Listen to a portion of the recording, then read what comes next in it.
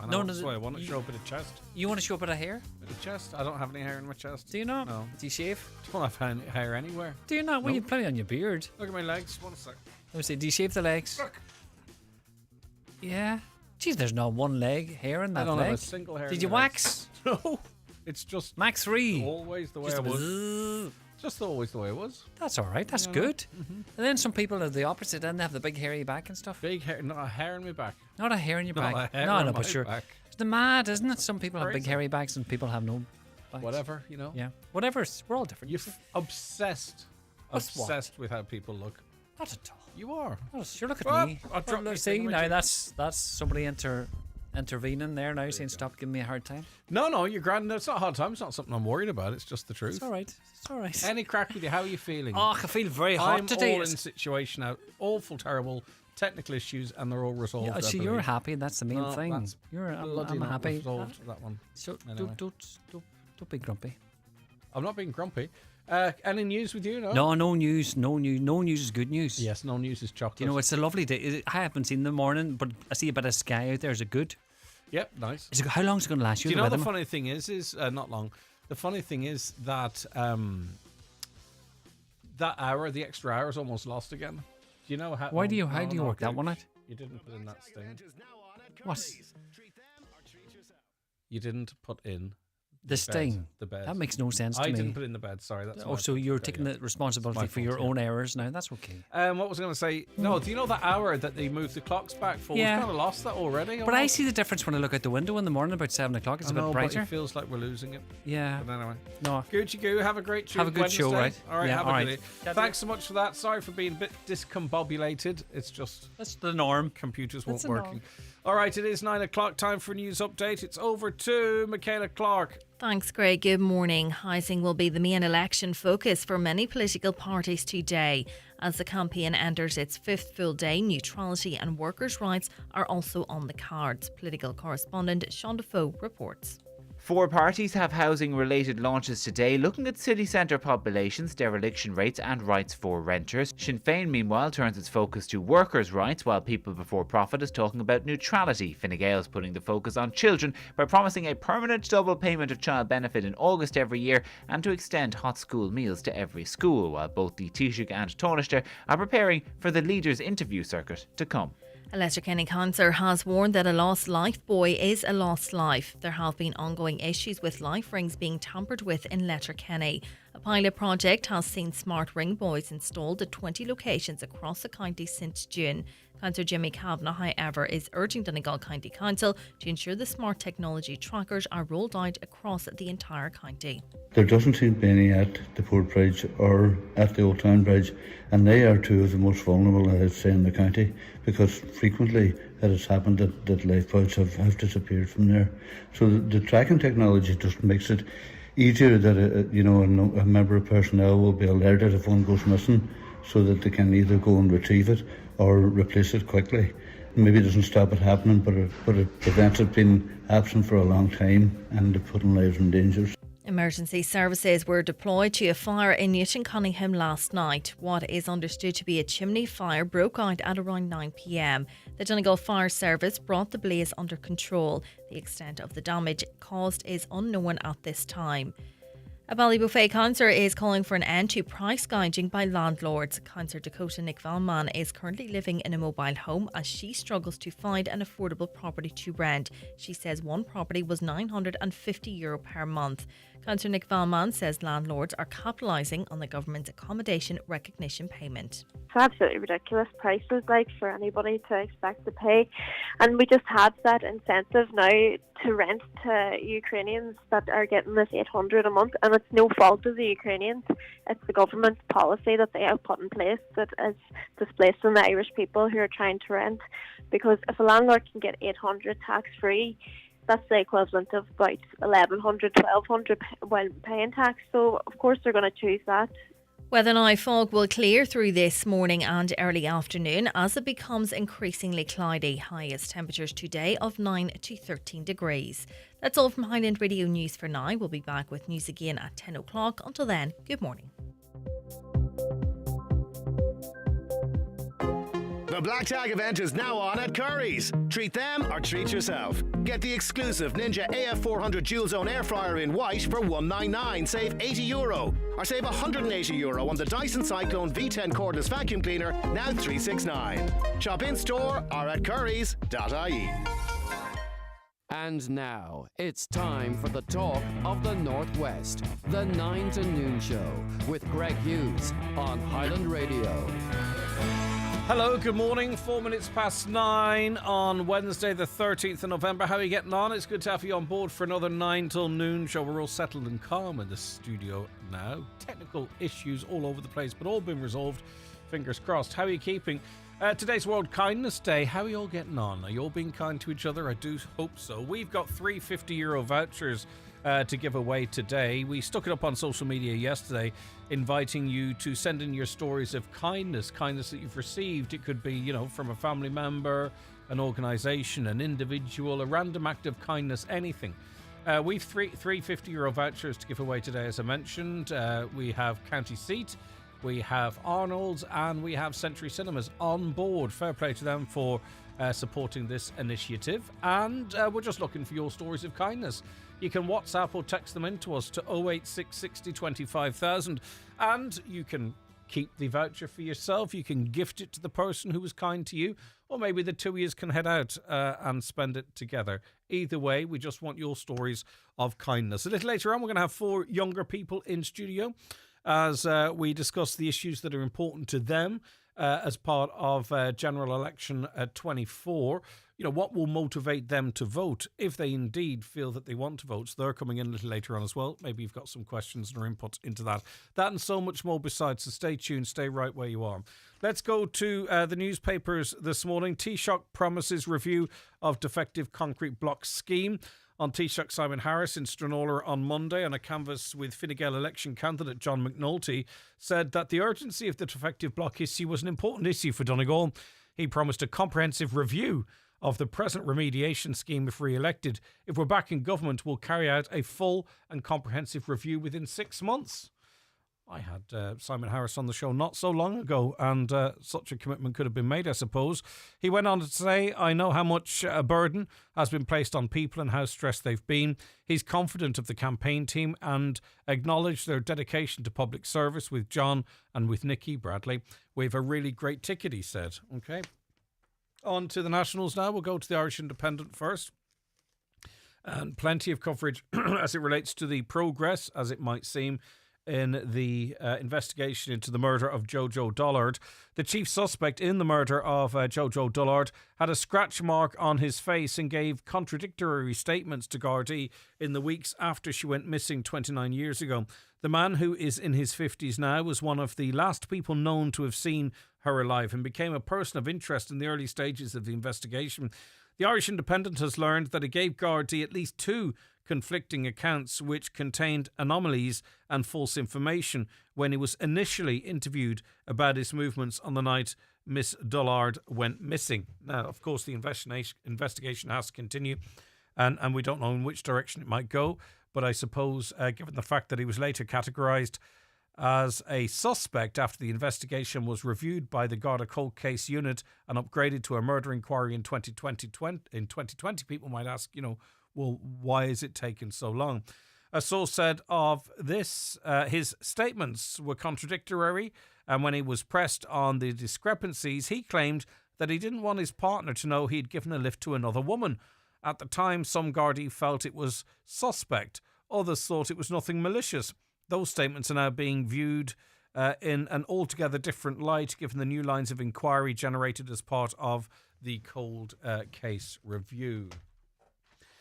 On to the Irish Times now, and I note that Donald Trump has appointed Elon Musk as he committed to sort of overview government spending to cut the bureaucracy. Do you know, there are, in many governments around the world, if not all of them, there are many layers of administration, and Elon Musk is charged with another to trim the fat effectively, and he believes that he can reduce the amount of bodies within government massively.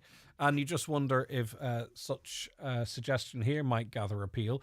Related or unrelated, I don't know. What would you do with €514,000? Well, this state paid consultants that amount of money for 33 pages of Metro Plan reports.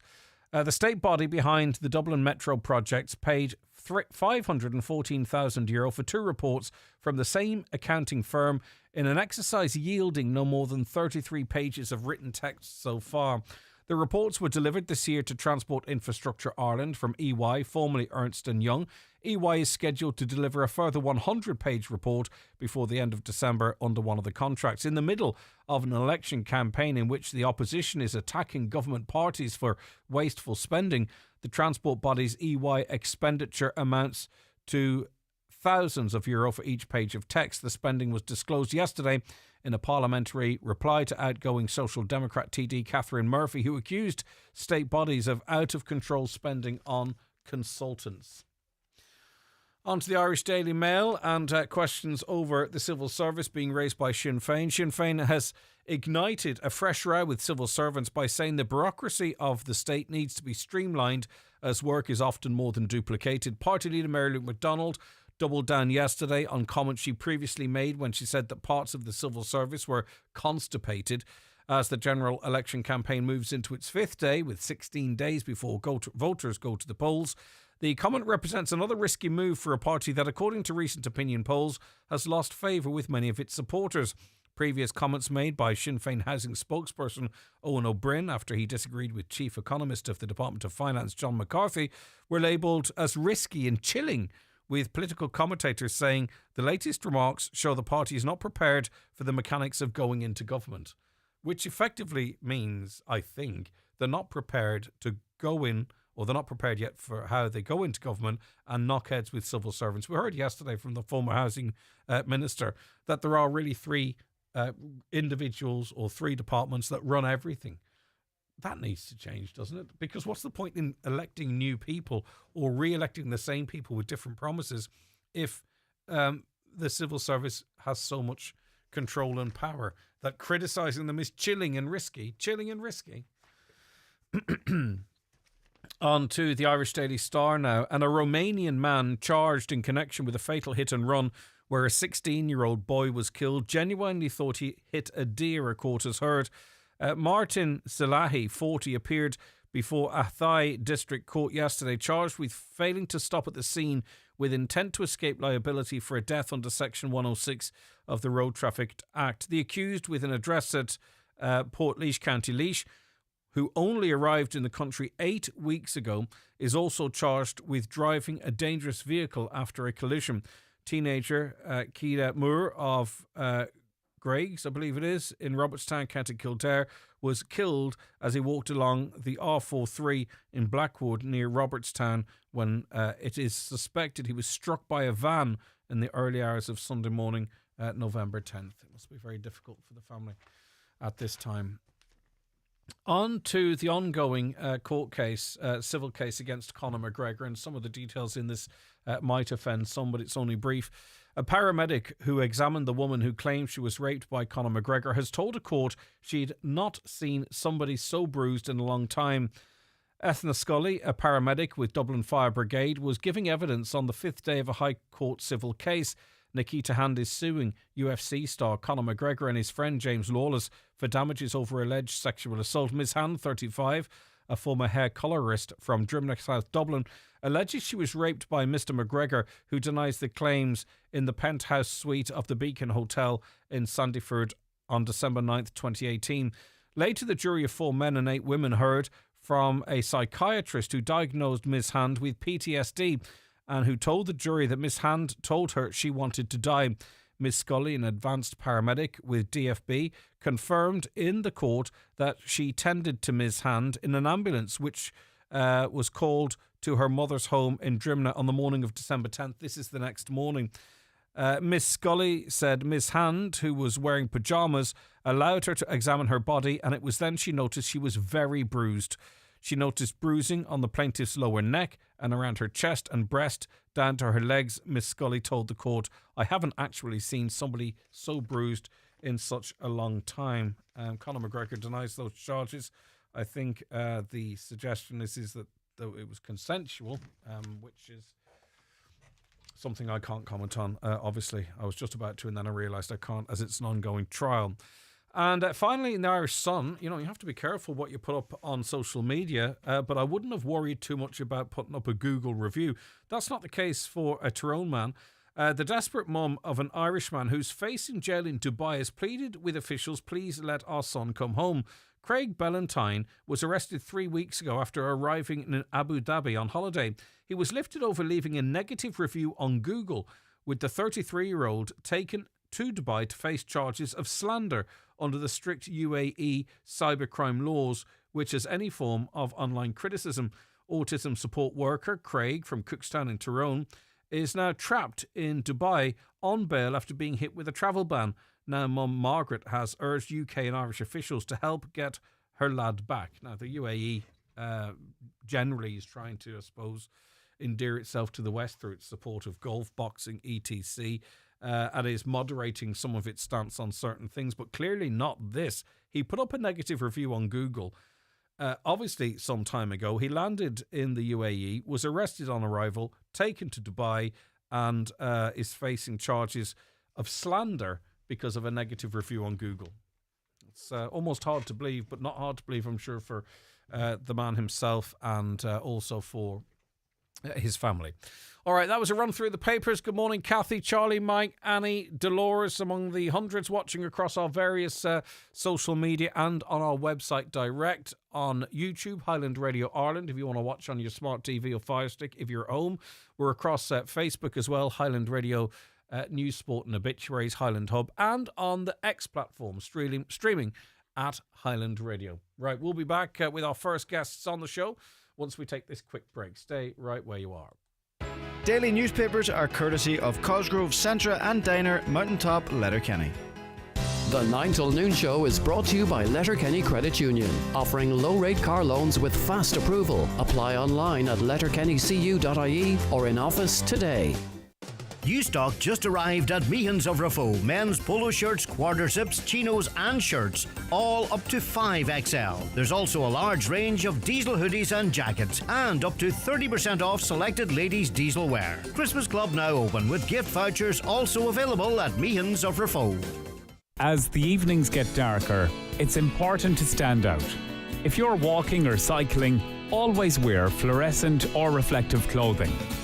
Drivers, keep your dipped headlights on, even during the day, and only use dipped headlights in urban areas as the evenings get darker.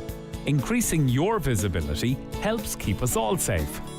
Be safe, be seen. A message from Donegal Road Safety Working Group. From family road trips to weekend getaways, start your adventures with a new Ford in 2025. The Ford 251 sales event runs from the 1st to the 16th of November. We have incredible savings across our range, with up to €4,000 off the new Kuga plug-in hybrid, plus more savings on the new Puma and the new all-electric Explorer. Ford Options PCP customers also have 0 reasons to miss this event. Discover all our 251 offers at Ford.ie. T's and C's apply. Offer ends November 16th. New this week at Home Store and More. All Christmas tree lights are half price. That's right, half price. Save €30 on 1,000 LED cluster lights, or save an amazing €50 on 2,000 LED cluster lights. Let our half-price Christmas tree lights add a Christmas twinkle to your home. But better hurry, because when all our half-price Christmas tree lights are gone, they're gone. Drop by your local Home Store and More. Visit us online at homestoreandmore.ie. Home Store and More. A happy home. Highland Radio Time Checks brought to you by EirGrid, the operator and developer of Ireland's electricity grid. EirGrid, powering up communities, powering up Ireland. The time is 18 minutes past 9. Let's say good morning to Martin. Martin, how are you getting on? Thanks for taking the call today. No problem. Good morning, Greg. How are you? I'm okay. Taken aback by some of the pictures that you've sent in to us, and those of us, those who are watching the show either live or watching back, will see an image on their screens right now of, well, it's hard to describe exactly what it is. It is a leather jacket. It looks like a leather jacket that is absolutely covered in mould. It's really quite disgusting. Tell us about this jacket, how it ended up being in the condition that it's in. Well, I sent you the pictures after, and I wasn't expecting to be on speaking to you about it, but anyway, That is a mold-ridden leather jacket that has come out of my daughter's bedroom. We have two girls moved out of their bedroom about 7 or 8 months ago, and we put them down into the playroom, cleaned out the playroom and put it down because the room was so bad. We have a defective concrete home. Now, the room has probably been closed up for the last 6-7 months. That is his jacket that was lying, given it was probably near the outside wall, but a material that was still in the room. But we discovered it about 4 or 5 weeks ago. I opened the door and I just couldn't believe it. So that was where I was on down to meet Simon Harris. I took the coat with me down to show him, because sometimes a picture, or if you see something like that in front of your face, it can say 1,000 words. And also, I had 2 inhalers with me. My little 10-year-old now is on 2 inhalers, and I'm absolutely fuming about it. She has a brown one and a blue one. She's been told to take the blue one every time she goes to sport, and if she starts getting short of breath or starts this uncontrollable coughing, she's to take a squirt of that. So I was going to show them the effect that this is having on our health living, and show them proof of the conditions that we are living. Every single person with a defective concrete home is living in and breathing that on a daily basis, nightly basis. Now, our house every morning, the windows are not thrown fully open. The windows are all open to get fresh air into the house. We come back, the house is freezing. You start to try to heat the damn thing again. But you're breathing that on a daily basis. Now, my son, he's nearly 17. He's just after finishing a course of antibiotics for uncontrollable coughing, and I have proof of this now. Thankfully, he's not too bad at the moment. But this is, do you know this, Greg? It's criminal. It's absolutely criminal what's happening. Now, I only took that down to show Simon Harris the proof of the condition of inside a house, and the inhalers were taken down to show the effects that it is having on our health and our children's health and everybody that is unfortunate enough to be living in a defective concrete home. But he didn't even turn up, not only for us, for the 100 Redress Party. There was other people there. There was people there in wheelchairs. There was people there from a creche in Rafo. He could have given us 5 minutes, because that's all I wanted to do, is just to show him that. I mean, I'm living in that condition for the last 13, 14 years, knowing that we have it, and I think I have earned my right to spend 30 seconds in this company, and I thought the least he could have done was to turn up when he was due to turn up, instead of tuck-tailing and running again from Donegal and the powers that be. Why did you try and meet him? Was this part of the Letterkenny scheduled stop Correct. that ended up with being scrapped? Correct. So you didn't get to see him at all? You had this with him, you had the inhalers with you, but you didn't get to see him? Correct. Do you know correct. He never turned up. But apparently he was in Letterkenny. Yeah, Sorry. go ahead, yep.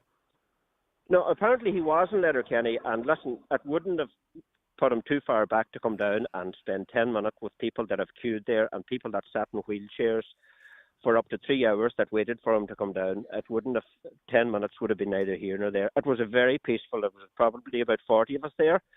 Listen, nobody's here to fall out with anybody. We're just there to point out and to ask for help and listen, to show them the stark reality of what we're living with. I when I saw these pictures, the first thing, and I didn't know the situation with your children's health, but the first thing I thought of is, if that's what it's doing, you know, visibly what you can see to a jacket, which is skin, let's face it, that's what a leather jacket is. But anyway, I don't know the mechanics of the lungs, right? But it did make me wonder, if that's what it's doing to a jacket, what's it doing to someone's respiratory system? But you're saying your kids are sick over the head of living in a defective concrete block home. I've got a 10-year-old now that is on 2 inhalers, and my son is just after coming off a course of antibiotics for an unstoppable cough. Now, he has stopped cough, I'll grant that now. But my little daughter, she's still on 2 inhalers, and it has to be that. We knew that the room was bad before we moved her out, but now the inhalers are definitely helping. But this is unbelievable. Now, hey, listen, I'm listening to you this morning about John McAnulty, hoping to review this in 6 months' time if they get in. I say to John McAnulty this morning, 6 months' time from now, I'll be out of my house, John McAnulty. What good was that to me? What? I'll be out of my home. Come and visit my home. Come and have a look at it. We are fed up with these empty promises here in Donegal. It's an absolute disgrace, and it's criminal what's happening. mean, there's been associated suicides with us. There's been marriage breakups. The mental health and torture that people are going through is, Greg, it's right up there. It's just a living nightmare that you just can't seem to wake up from. I don't know where we're going. The powers that be are just... I'm fed up with these empty promises, and we're sifting through the scraps from the table constantly. They're giving us drips and drabs. Even in the face of scientific proof, they still seem to manage to drag their heels. We are dragging them, kicking and screaming over every hurdle just to get something. I just don't get it. But now that it's taken effect on people's health and my children's health, I can assure you, Greg, I'm not one but happy this morning. It's not right. It's not right. I don't know. I'm at a loss as to know what to say to you. No, that's all right. You're saying you're speaking from the heart. You're saying exactly as things are. In terms of rebuilding your house, I mean, are you on the scheme? Is there any hope for you on the scheme, Martin? There's talk of them demolishing us the end of spring or the start of summer 2025. So our weekends for the past 7 or 8 weeks consists of wrapping, boxing and labelling. You have your week's work done, you go home, you think you're sitting down to relax. That's what our weekends now consist of. And it's not just me, it's everybody that has it. So that's what we're doing. Wrapping, boxing and labelling and shipping. Everything's coming out.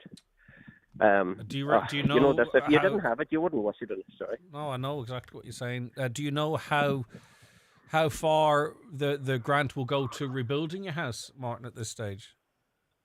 Greg, as you well know as well as I do, it keeps revolving. The goalposts are forever changing. I couldn't give you a definitive answer today because that would be a completely different answer in a month's time. I haven't got a clue, but I do know that it's going to cost thousands, and I don't know. I really don't know what to say to you. I wasn't expecting to be on speaking to you. I just sent you in the picture to show that, listen, this is all I was going to do. Show them the coat. Sometimes it's good just to speak off the top of your head and from the heart. It's difficult. I know. I can hear it in your voice.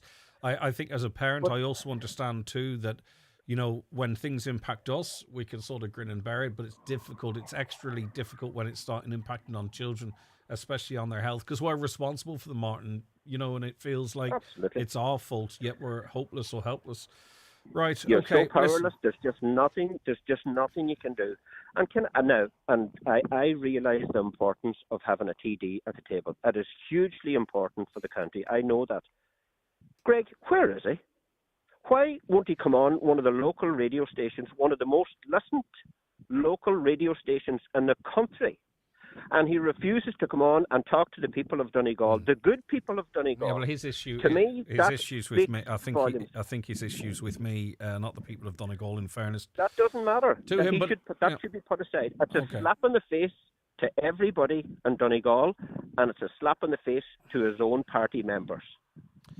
Right, Martin, listen, we'll leave it there. Best wishes to the family. I hope whatever process you have to go through from now on is as smooth as possible. I understand the frustration that you didn't get to present this evidence to Simon Harris. The government have stated the reasons why. You've questioned those reasons why, and we'll leave it at that. Thank you very much indeed, Martin. And if you were watching, you'll have seen the state of this leather jacket.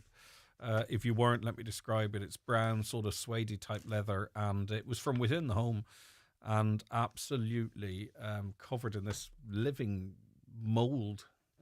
Is the only way I could describe it. Hi, Greg. On the subject of funerals, I can understand how a funeral can cost €5,000. A friend told me, for example, that it cost €50 for a candle lit in the Chapel of Rest. Nobody usually questions the cost as they are grieving. Could any undertaker explain the costs? I suppose a lot of costs are sort of tailored to the want of the family and what have you.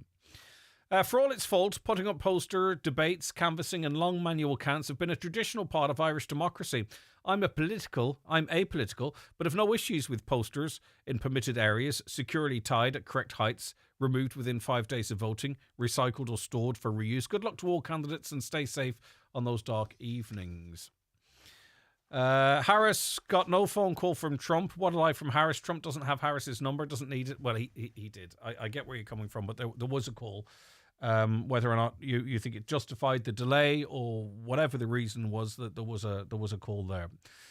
My mother passed away in 2021 and had paid for her funeral. This was in England during the pandemic, and it was a huge help to me as it was one less thing to worry about, not just financially. Yeah, indeed. And I suppose it depends on the size of the family too. For some families, there's lots of people can share that responsibility. For others, it falls to one person. Hi, Greg. Why don't you do a Facebook poll on the general election as part of your podcast? It'd be very interested to see the results. We can do. Yeah, we can do actually something along those lines. There's just so many candidates, but leave it with me. I'm not sure how useful it might be. If you believe it would be useful, we can certainly do that. I think politicians made politics toxic themselves by dishonesty, but they would rather blame the people for it, says a listener. I was listening to the 9 till noon show and one of the comments came in about an election poster being placed too low, just passing, and I took a photo of the alleged election poster just before the CPI in Castlefin. Where is it? I see, yes, it is quite a low one. I can't make out who that is. Yeah, it's Mr. McNulty, I believe. I noticed coming up towards Letterkenny too this morning. I was coming up from the Kilmacrennan direction this morning, and there are a couple of posters there that are pretty close to the footpath and certainly lower than they should be. Please tell politicians not to erect posters at road junctions, etc. For an example, the crossover point on the dual carriageway at Trimna, it obstructs visibility for drivers using these crosses. It should not be allowed. I think there's a role in the council, though, to make sure and go out and check sightlines and that type of stuff and have an active role in removing them if they do need to be removed. Okay, I'm going to chat to Siobhan after this short break. The 9 till noon show with Letterkenny Credit Union. Simplify your debts with a debt consolidation loan from Letterkenny Credit Union. Call us on 074 910 2126 or apply online via our app or in office today. At DoorTech Garage Door Systems in Kilmacrennan, we specialise in the supply and installation of all types of industrial roller doors and garage doors. Whether for your home, business or farm, our doors offer the security you need. For premium quality doors, call DoorTech on 91 or visit doortech.ie. Coming in from the cold or sharing good times with loved ones, Zip is always at the start of a good time. Long burning and powerful, Ireland's #1 high-performance all-purpose firelighters are perfect for those moments that warm your heart as well as your home. Made in Ireland. Give your fire some Zip this winter. The ultimate tribute to Cher from the world-famous Las Vegas Legends show and BBC's I Can See Your Voice. Trisha McClunney brings Cher to life with her Essentially Cher show at Angrennan Theatre, Letterkenny, Friday 29th of November. Tickets on sale from angrennan.com and Venue Box Office. Presented by Joe Gallagher Entertainments. Hi, Paddy here at Shane Conley Cars in Donegal Town. Are you looking to upgrade your car? With Shane Conley Cars, you'll find makes and models for every budget. Great finance options, and we also accept trade-ins. Check out ShaneConleyCars.com or call in to us at Shane Conley Cars from Lonaher Road, Donegal Town. The Mother and Baby Institution's payment scheme is now open for applications. This scheme provides financial payments and health supports to eligible people who spend time in mother and baby and county home institutions in Ireland. There's a straightforward application process in place to help everyone access the benefits that they are entitled to. To find out more, visit gov.ie/payment scheme or call the helpline at 01 522 9992, an initiative of the Government of Ireland. Here in Ireland, we're doing well when it comes to our recycling and food waste bins. However, some paper, plastics and food are still ending up in our general waste bins. It can happen. So take a minute before you bin it and go to mywaste.ie for help and suggestions on how to make segregating your waste that bit easier. That's mywaste.ie. Brought to you by the Government of Ireland. Okay, Siobhan, good morning to you. Good morning. How are you? I'm doing all right. Right, so you are talking about accessibility aids for citizens voting. We were talking about this a little earlier on, but I'll just let you outline really what you messaged in to us, if that's okay. Oh, yeah, no problem. I'm probably going to have to look at it because I kind of forgot myself. So really what I was kind of point now is just really not good enough, particularly for voting. I know the lady had said that for a referendum, it's easy, but when it comes to actually voting, you're having to recall information whilst you're in pretty kind of, you're making a pretty difficult decision. So there's like layers on that. And maybe just to give people a bit more context about myself and my background, I'm what's called a user experience designer. So what I do really is I focus on the people who are interacting with the world. Majority of my time is mostly software, but these principles apply across the board. And when the lady was talking yesterday and she was expressing the difficulties that are present whenever you are, voting, it just kind of drives home my suspicions that I've had before. The accessibility is not being prioritised. One of the things Jackie said yesterday, which I thought was remarkable in 2024, in that if she wishes to vote for Charles Ward, for an example, and I'm only using his name because he appears so far down the ballot at this point, and it may even be lower, she has to actually count. There's no way. She counts down 20, right? And that is where she puts her number in for Charles Ward. And then if she wanted to go for someone in the middle, then she has to count all the way back down again and then put a 2 there and so on and so forth. Like in 2024, there must be a more effective way, because she's actually got no real way herself of confirming that she's marking the ballot correctly. Well, the reality is that braille printers exist, and they have existed for a very, very long time. It's just the fact that the government again is not prioritising these accessibility aids for people, performing one of their civic duties. Do you know what I mean? And can I say too, Siobhan, if you don't mind, and I'm sorry if I appear like I'm cutting across you, part of the role I think of the opposition is to actually press the government on issues like this. So whilst, of course, any government that's in situ, it's ultimately their responsibility, I haven't heard really anyone in the opposition screaming this from the rooftops either. And we do, people do elect opposition parties and individuals as well to hold the government to account on these issues. So whilst, as I say, I'm not trying to relieve the government of responsibility. I'm saying, that everyone should have a say or have an interest in this, Siobhan. 100%.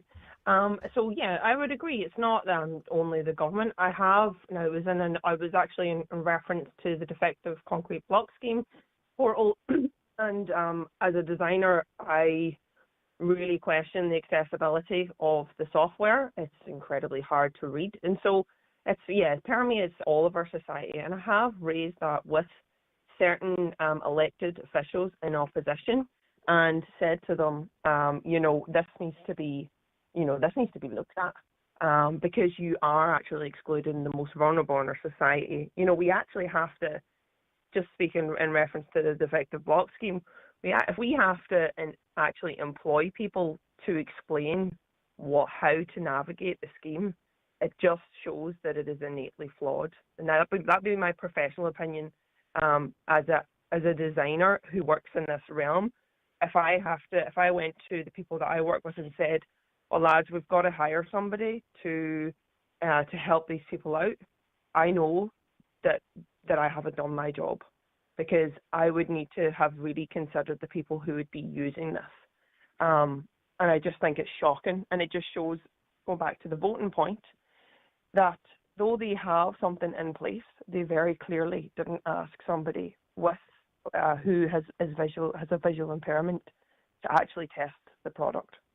So that shows there's no QA testing involved whenever these products are going out. Just sort of after I spoke to Jackie yesterday, I was searching through the internet, to see what information was out there and all that type of thing. And one thing that did strike me is that this is a conversation that's happening everywhere, in Britain, in 100%. America. There's talk in some states of introducing an online element to assist blind people or visually impaired. It's not unique to here. It seems to be right across the globe. The vote of the visually impaired doesn't seem to matter equally to that of the sighted.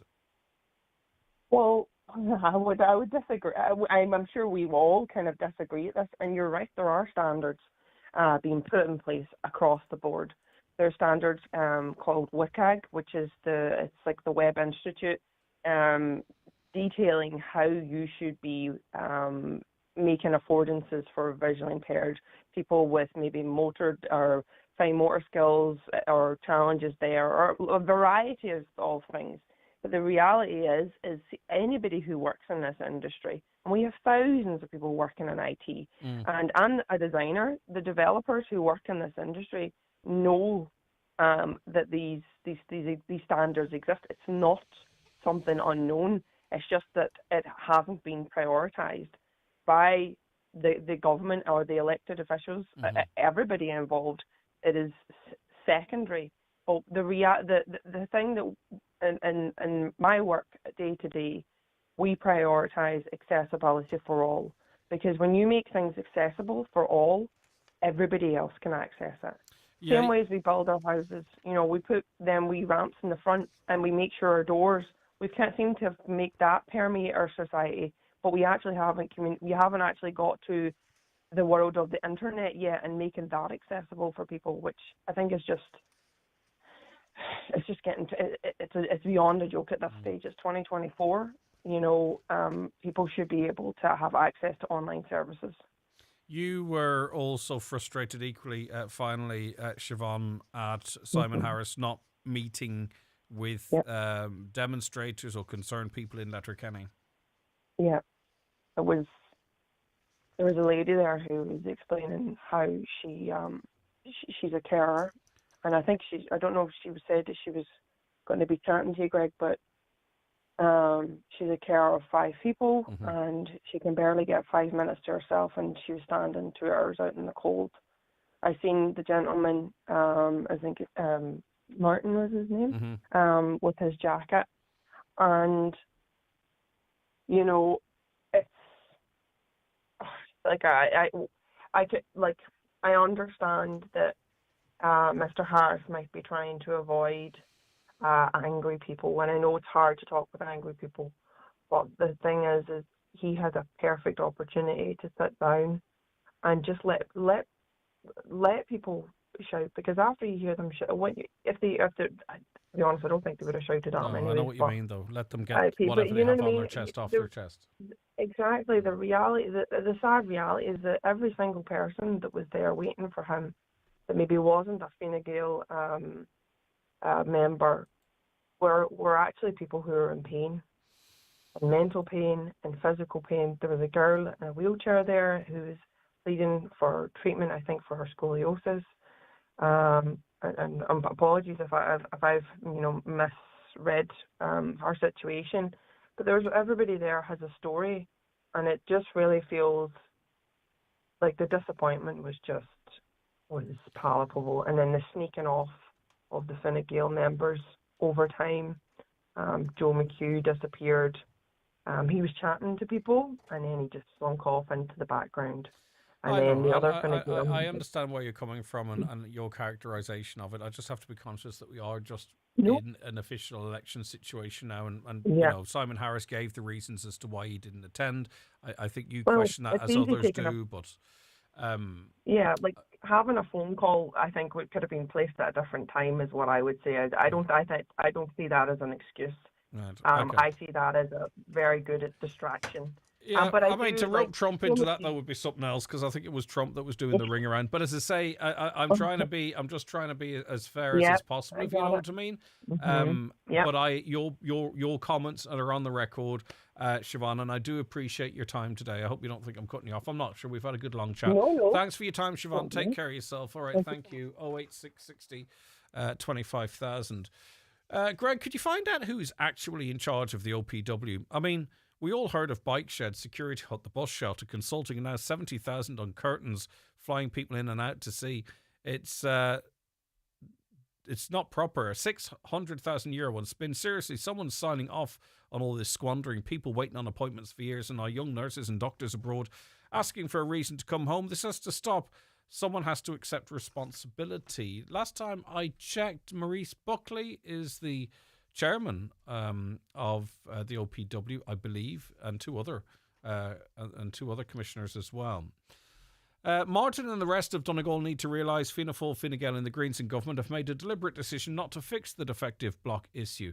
Any person who votes for these parties are condoning their actions or lack of, or letting down your neighbours. But again, the argument is there that the scheme is being adjusted, it's being upgraded, it's being updated and being reviewed, and so on and so forth. No way did Donald Trump ring Simon Harris. It was to avoid meeting with people in Letterkenny. He's not that important. Well, they were going around the world leaders, in fairness, but I take your point. That's your view. Apparently, Simon Harris had enough time to chat to Samantha Library on the 6-1 News in Letterkenny that day. That comes in from Kevin. Wasn't aware of that.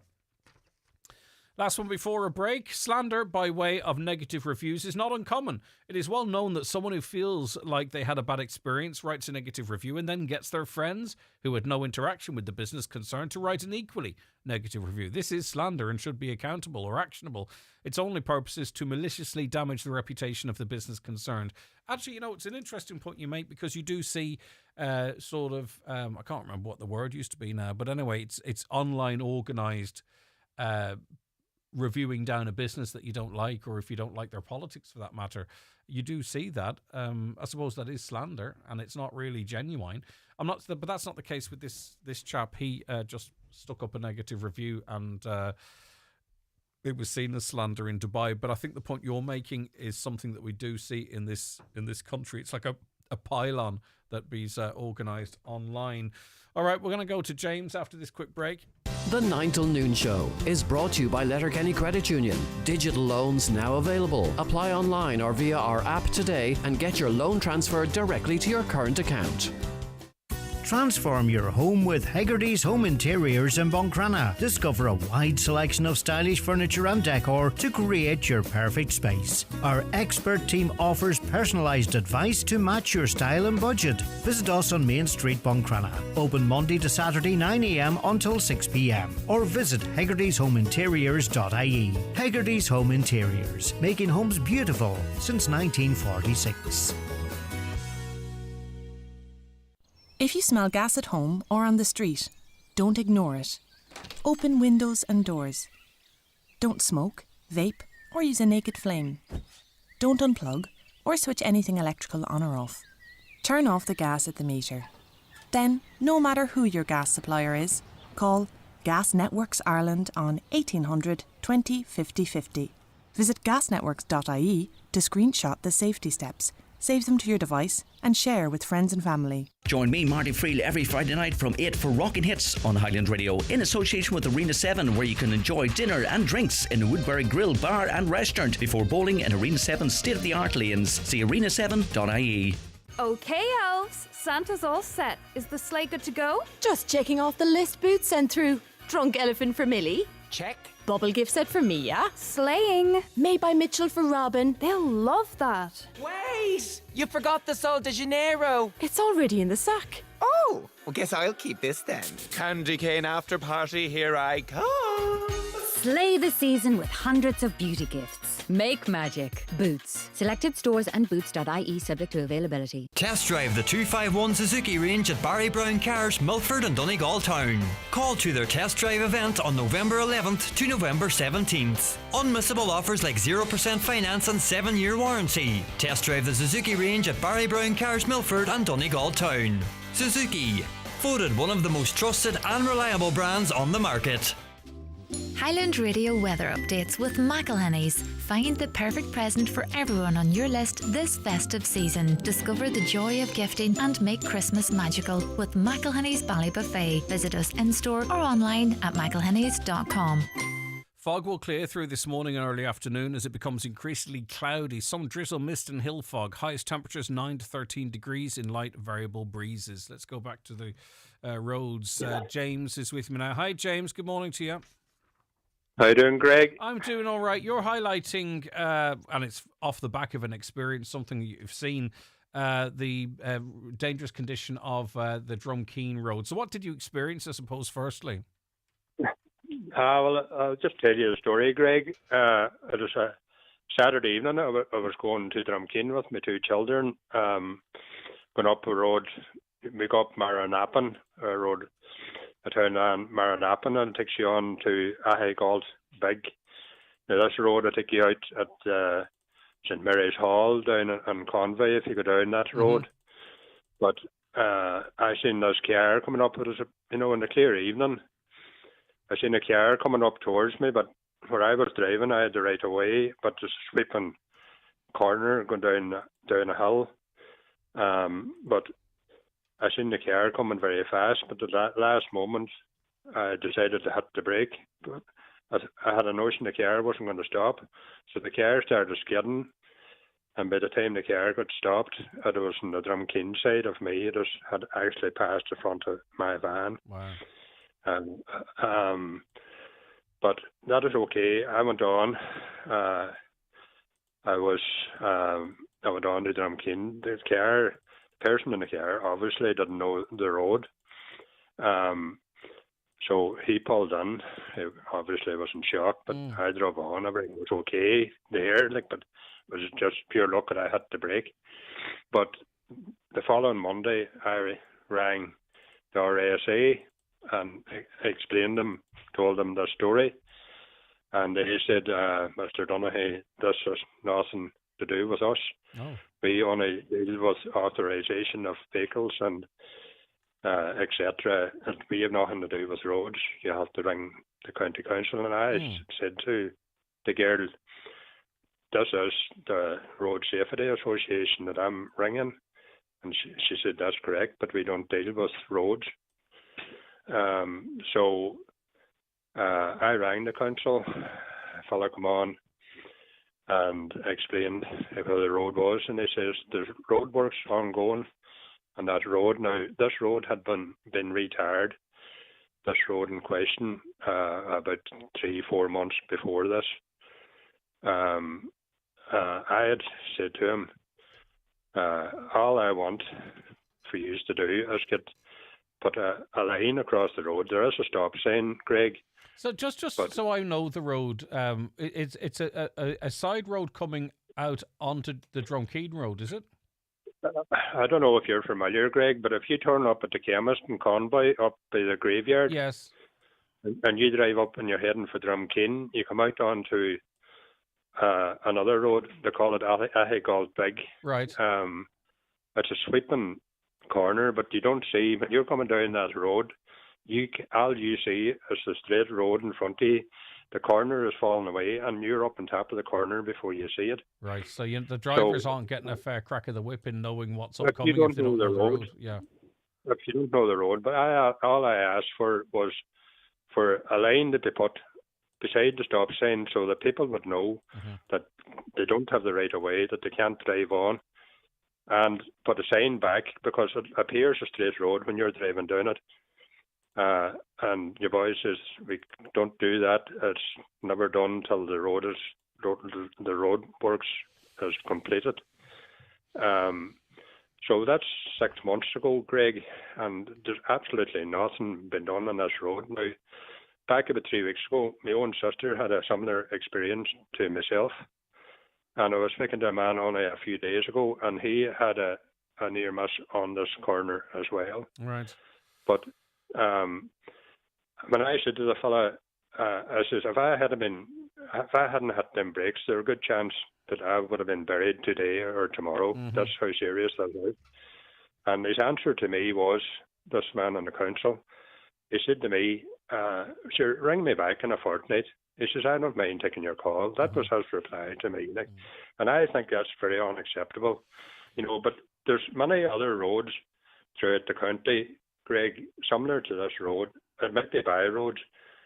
People mightn't be killed, but there's plenty of people been badly injured and named for the rest of their lives because the county council isn't listening, the RASA isn't listening, the thing isn't and the set TII up. are in there. You can chuck them in there as well. Transport Infrastructure Ireland, formerly the NRA. All we can do, I have 2 teenagers now growing up in another couple of years. They'll be on the roads driving.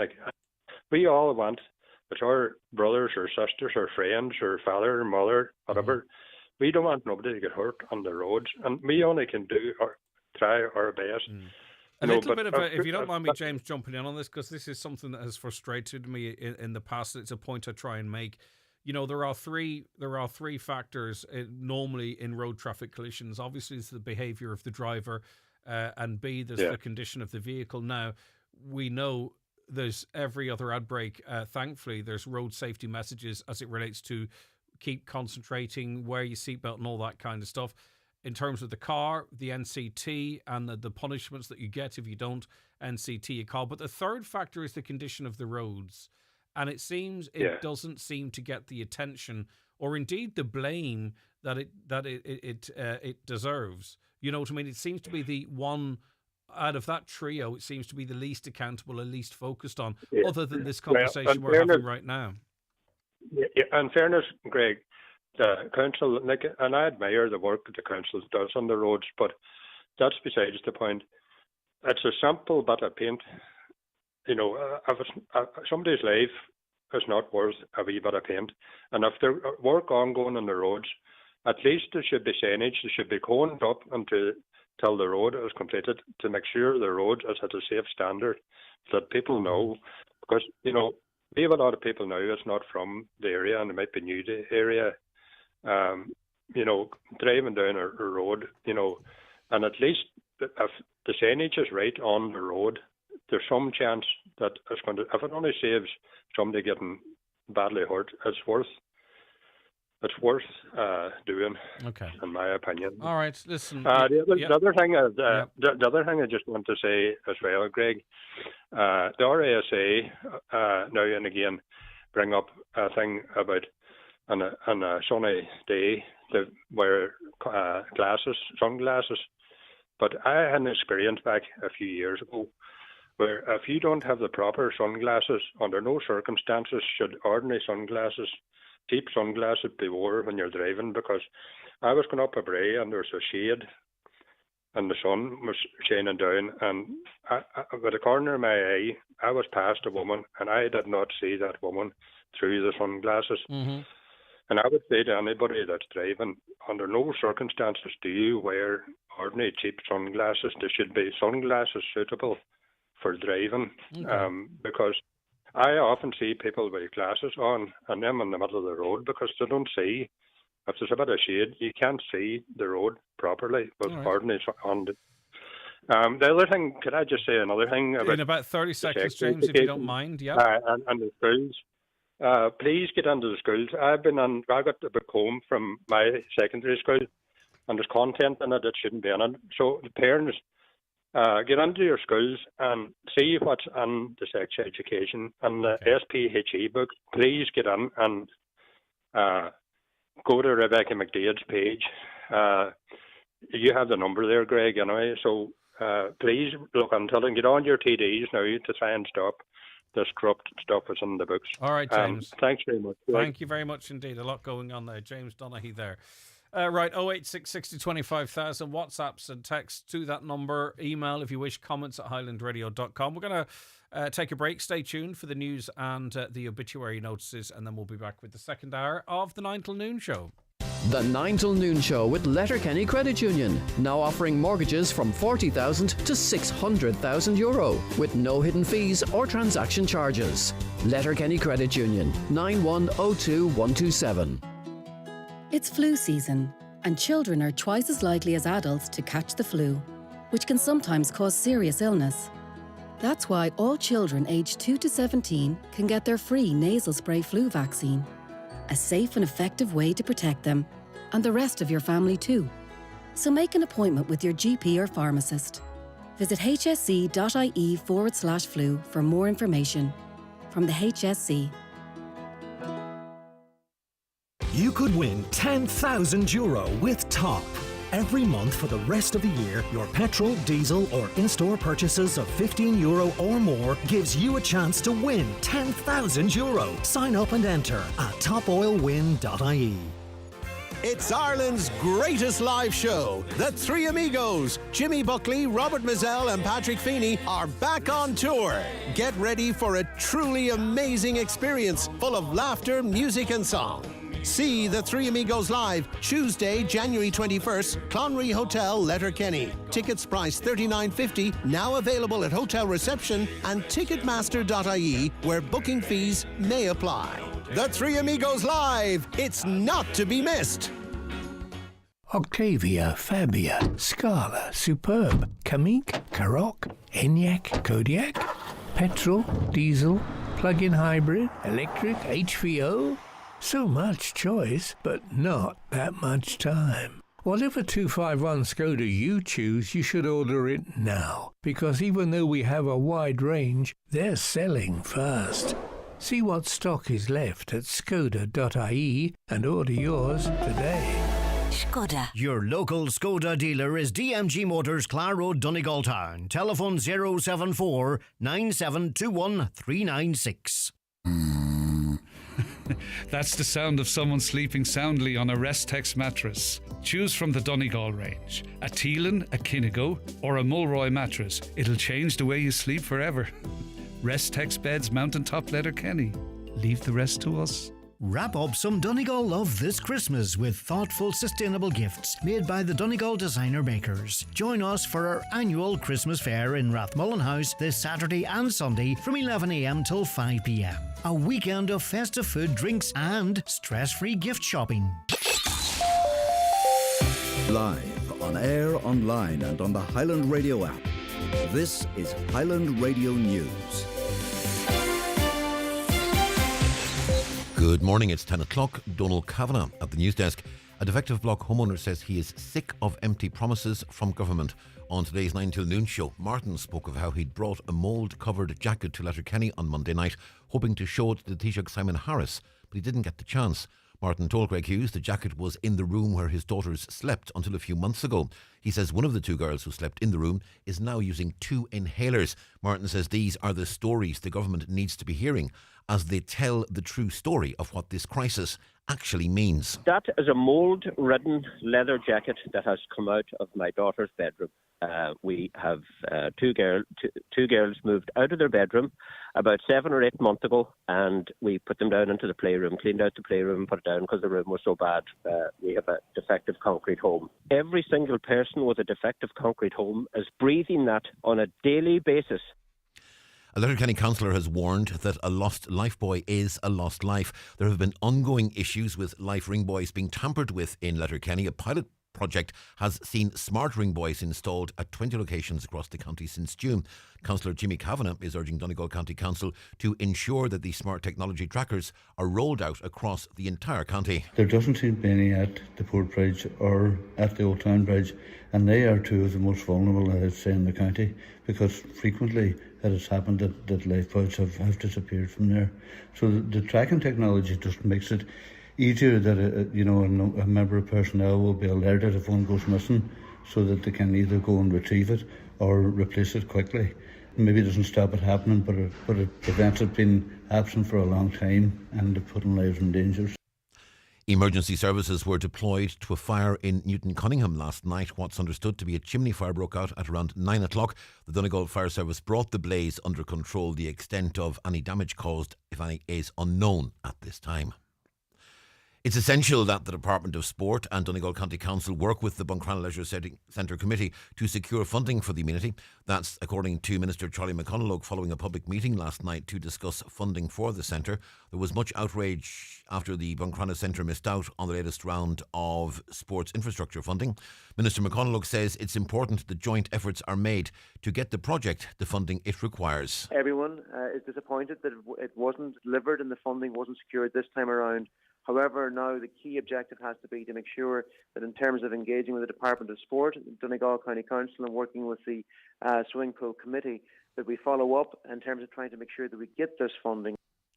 Fianna Fáil has pledged to reduce inheritance tax to 25% and raise the thresholds for paying it. Taoiseach Micheál Martin says children shouldn't be punished because of the value of their parents' home. The tax-free threshold for inheriting from a parent rose to €400,000 in the budget. Micheál Martin also says he wants the 33% rate of tax beyond that to fall. You have a progressive tax system. Those in the highest incomes pay the most. You kind of work hard. You don't overspend in your life. You save, you buy a house. The house increases in value. Should your children be punished for the fact that it's gone up in valuation and they find it impossible, when they inherit something? A man is in Garda custody following the death of another man at a luxury hotel in County Laois. It happened just before 8 last night at the 5-star Ballyfin domain. Reporter Stephanie Rowan is there.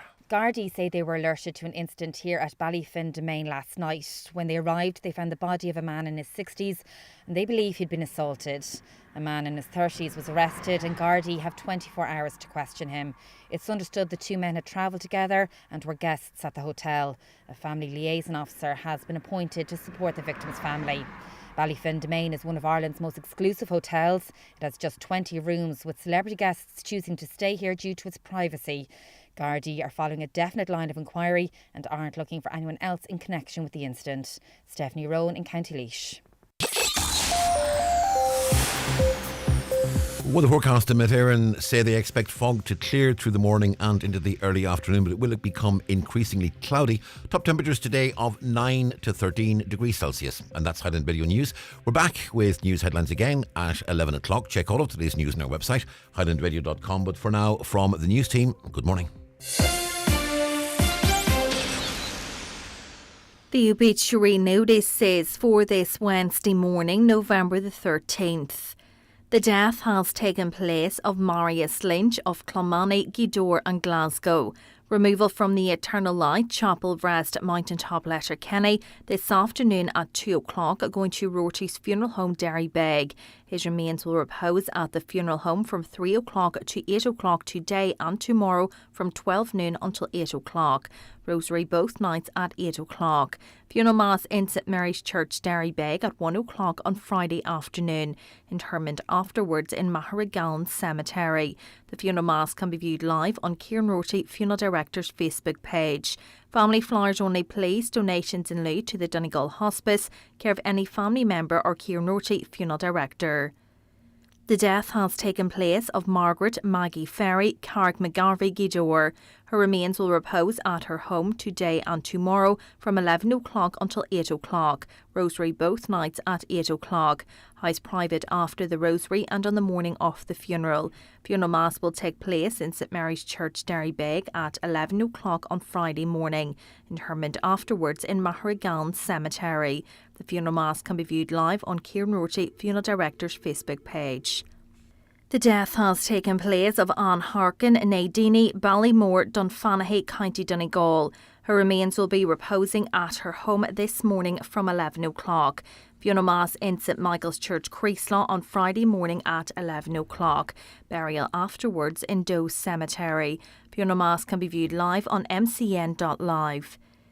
The death has taken place of Anne Stevenson, née Boggs, 32 Towncastle Road, Strabane and formerly of Durgalt Road, Strabane, reposing at her home this afternoon from 3 o'clock. Fiona leaving her home on Friday morning at 10:20 for Requiem Mass in the Sacred Heart Church, Derry Road, Strabane at 11 o'clock. Interment afterwards in the adjoining cemetery. Donations in lieu of flowers, please, to Chest, Heart and Stroke, care of Quigley Funeral Directors. Family time, please, from 10 o'clock until 11 o'clock. The Requiem Mass can be viewed live via the parish webcam. The death has occurred of Isabel Gillespie, née Lindsay, Hollow Road, Castlefin. The house and wake are strictly private to family only, please, at the request of the deceased. A service of thanksgiving will be held in St Anne's Church, Munellen, tomorrow afternoon at 2 o'clock, followed by burial in the family plot in St Patrick's Church, Graveyard, Donoughmore. Everyone is welcome to attend this service of thanksgiving and committal. Family flowers only, please. Donations in lieu if desired to St Patrick's Church, Donoughmore and St Anne's Church, Munellen, care of any family member or Terence McClintock, Funeral Director. The death has taken place of Suzanne Campbell, née Hagan, Myrtle Hall, 22 Ernie Road, Strabane and formerly of Clady, reposing at her home. Fiona leaving her home tomorrow morning at 9:20 for Requiem Mass in St Mary's Church, Melmount at 10 o'clock. Interment afterwards in the adjoining cemetery. Donations in lieu of flowers, please, to Mary Curie, care of Quigley Funeral Directors. Family time, please, from 10 o'clock to 11 o'clock. The Requiem Mass can be viewed live via the parish webcam. The death has occurred in Dublin of Rose McBride, formerly of Mount Charles, County Donegal, reposing at Fannigan's Funeral Home, Lower Kimmage Road, Dublin, from 5:30 until 7:30 this evening. Removal at 9 o'clock to Gallagher Funeral Home, Station Road, Mount Charles, tomorrow morning, reposing there from 6 o'clock until 8 o'clock and overnight in the family home. Funeral Mass in the Church of the Sacred Heart, Mount Charles, at 11 o'clock on Friday morning, with burial in the adjoining churchyard. And the death has taken place of Thomas McGinley, 236 Lower Mount Marion, Milford. Remains reposing at the residence of his Aunt Anne and Andy Burke, 1 Coolglass, Milford. Requiem Mass tomorrow morning at 11 o'clock in St Peter's Church, Milford. Burial afterwards in Milford Cemetery. Mass can be viewed on churchservices.tv. House private from 11 o'clock until 10 o'clock. For family information and more details regarding wakes and funerals, please go to highlandradio.com. Highland Radio. Flowgas do electricity too. And you can get a 24% discount and €300 welcome bonus when you switch your gas and electricity to Flowgas. That's the gas part. And the electricity part. Get our best value dual fuel bundle at flowgas.ie. Flowgas, energy for everyone. T's and C's apply. New customers only. First year cost based on an EAB of €2,694.39. For information on charges, unit rate, standing charge, PSO and carbon tax, see flowgas.ie. Coming up a little later on, in fact, after the next ad break, once you get your bingo numbers, we'll be joined in studio by 4 students from the ATU in Letterkenny. They are younger people. Curious we are to sort of find out what's important to them, what might make them vote, if they're going to vote, and their views on their peers' opinions and so on and so forth, all that kind of stuff. We'll tease it out as we go. If you've sort of any questions in relation to that, you know, it's not just me can ask questions, get in touch with us, 08660 25,000. Also, it's World Kindness Day today, and we are looking for your stories of kindness, kindness that you've been the recipient of. We've got 3 wonderful €50 vouchers to give away in the show today. I almost forgot to mention this again. One is for Arnold's, a beautiful shop, of course. One is for County Seat, doing fantastic work in fitting you out. And the other is Century Cinema, providing lots and lots of entertainment. Tabletop, Mike, is what I said, if you don't mind. Thank you. Tabletop, thank you. Tabletop. Just looking to set things up here. Thanks, Joe. And by the way, sorry. So if you have been the recipient of kindness and you want to be in with a chance to win one of these vouchers, you can spend it on yourself. You can give it to the person who was kind to you, or you can share it with them. It's completely up to you, right? Just send in your stories of kindness to 08660 25,000. We'll cover this in the last hour of the show. Or give us a call and relate it if that suits you, 07491 25,000. Or send us the story through a WhatsApp voice message if that suits you as well. Also coming up later on, we'll have the latest business news with Chris Ashmore, and there's so much more besides. Some of your comments here. What's going on with the traffic lights at Maclay's Corner coming from Letterkenny? It takes forever to change. People jumping lights. Don't know what the story is, to be honest with you.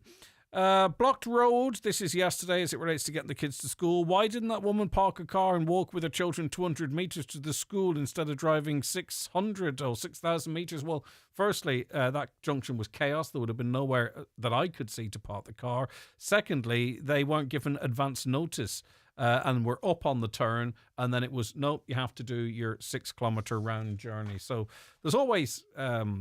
they're not, these people aren't lazy. There just was no option. Greg, the demand doesn't exist for houses because social housing income limits in Donegal are too low. They haven't been adjusted for inflation in years, so there's no demand because next to no one qualifies anymore. I'm the only breadwinner in my house. I have to pay 60% of my income a month out on rent because I earn about 500 more a year than the income limits for this country. That's in relation to a person who had a house in Falcarra, a 3-bedroomed house, and they offered it to the council who weren't taking it on effectively because they said there wasn't demand for it. Now, I can tell you that in Falcarra, it's got 31 first preference needs, people with first preference needs, a second preference of 16 and a third preference of 5. So people on the social housing waiting list, the first preference for them is 31 in Falcarra, second preference 16 and third preference 5. So that sounds like an awful lot of demand for a house in Falcarra. And we have a gentleman with a fully refurbished house in Falcarra, 3-bed, and what he wants is the council to sign a lease with him. The council didn't dispute that. It seems, according to him, it's actually the fact that they said there was no demand or other houses were coming on stream. So make of that what you will. Harps, we were talking about Finn Harps as well too, Ian Harkin earlier in the week, and I just want to get round to some of these messages that I missed. Finn Harps is based in a big GAA area, which affects its support in my opinion. The BOF location is still ideal location-wide with its access routes. Another issue is that Donegal has a lot of soccer clubs. It is not easy supporting everyone. There's only so much people can do. Hi, last one before the break. I'm just wondering if there is something you can bring up on air. I was issued a home via Clwyd Housing in July. We were told it would be ready in September, then November, and now they're hoping to close the sale in December, but they're unsure. My eviction was up in the middle of August, and I'm doing my best to hold out until I get my keys. I have a husband and 3 young children. They're 7, 18 months and 5 months. I'm continuously hounded daily by my landlord to be out, which I do understand, but I can't leave my children out in the streets, can I? I just want the word out there to see if anyone else has been in the same situation. What can I do? I'm in a constant fear of panic that she'll just come down and personally evict us, as she does have keys to the property. It's the weeks leading up to Christmas, and I don't know where we're going to be. We can't stay with family as our parents' home is overcrowded as is. I apologise for my long message. This is my last resort as I'm actually desperate. Many thanks. Right, okay, I don't know what the legality of that situation is. It's a horrible situation that you find yourselves in. There's that light at the end of the tunnel of the Clwyd house, which is great news, and hopefully that comes to fruition for you very, very soon. But they're overstaying their welcome with their current landlord. They were due out in mid-August. The Clwyd house may not be available until the new year, and they're just fearful that at any stage they could be forcibly evicted. What's the situation? What protections do they have, if any?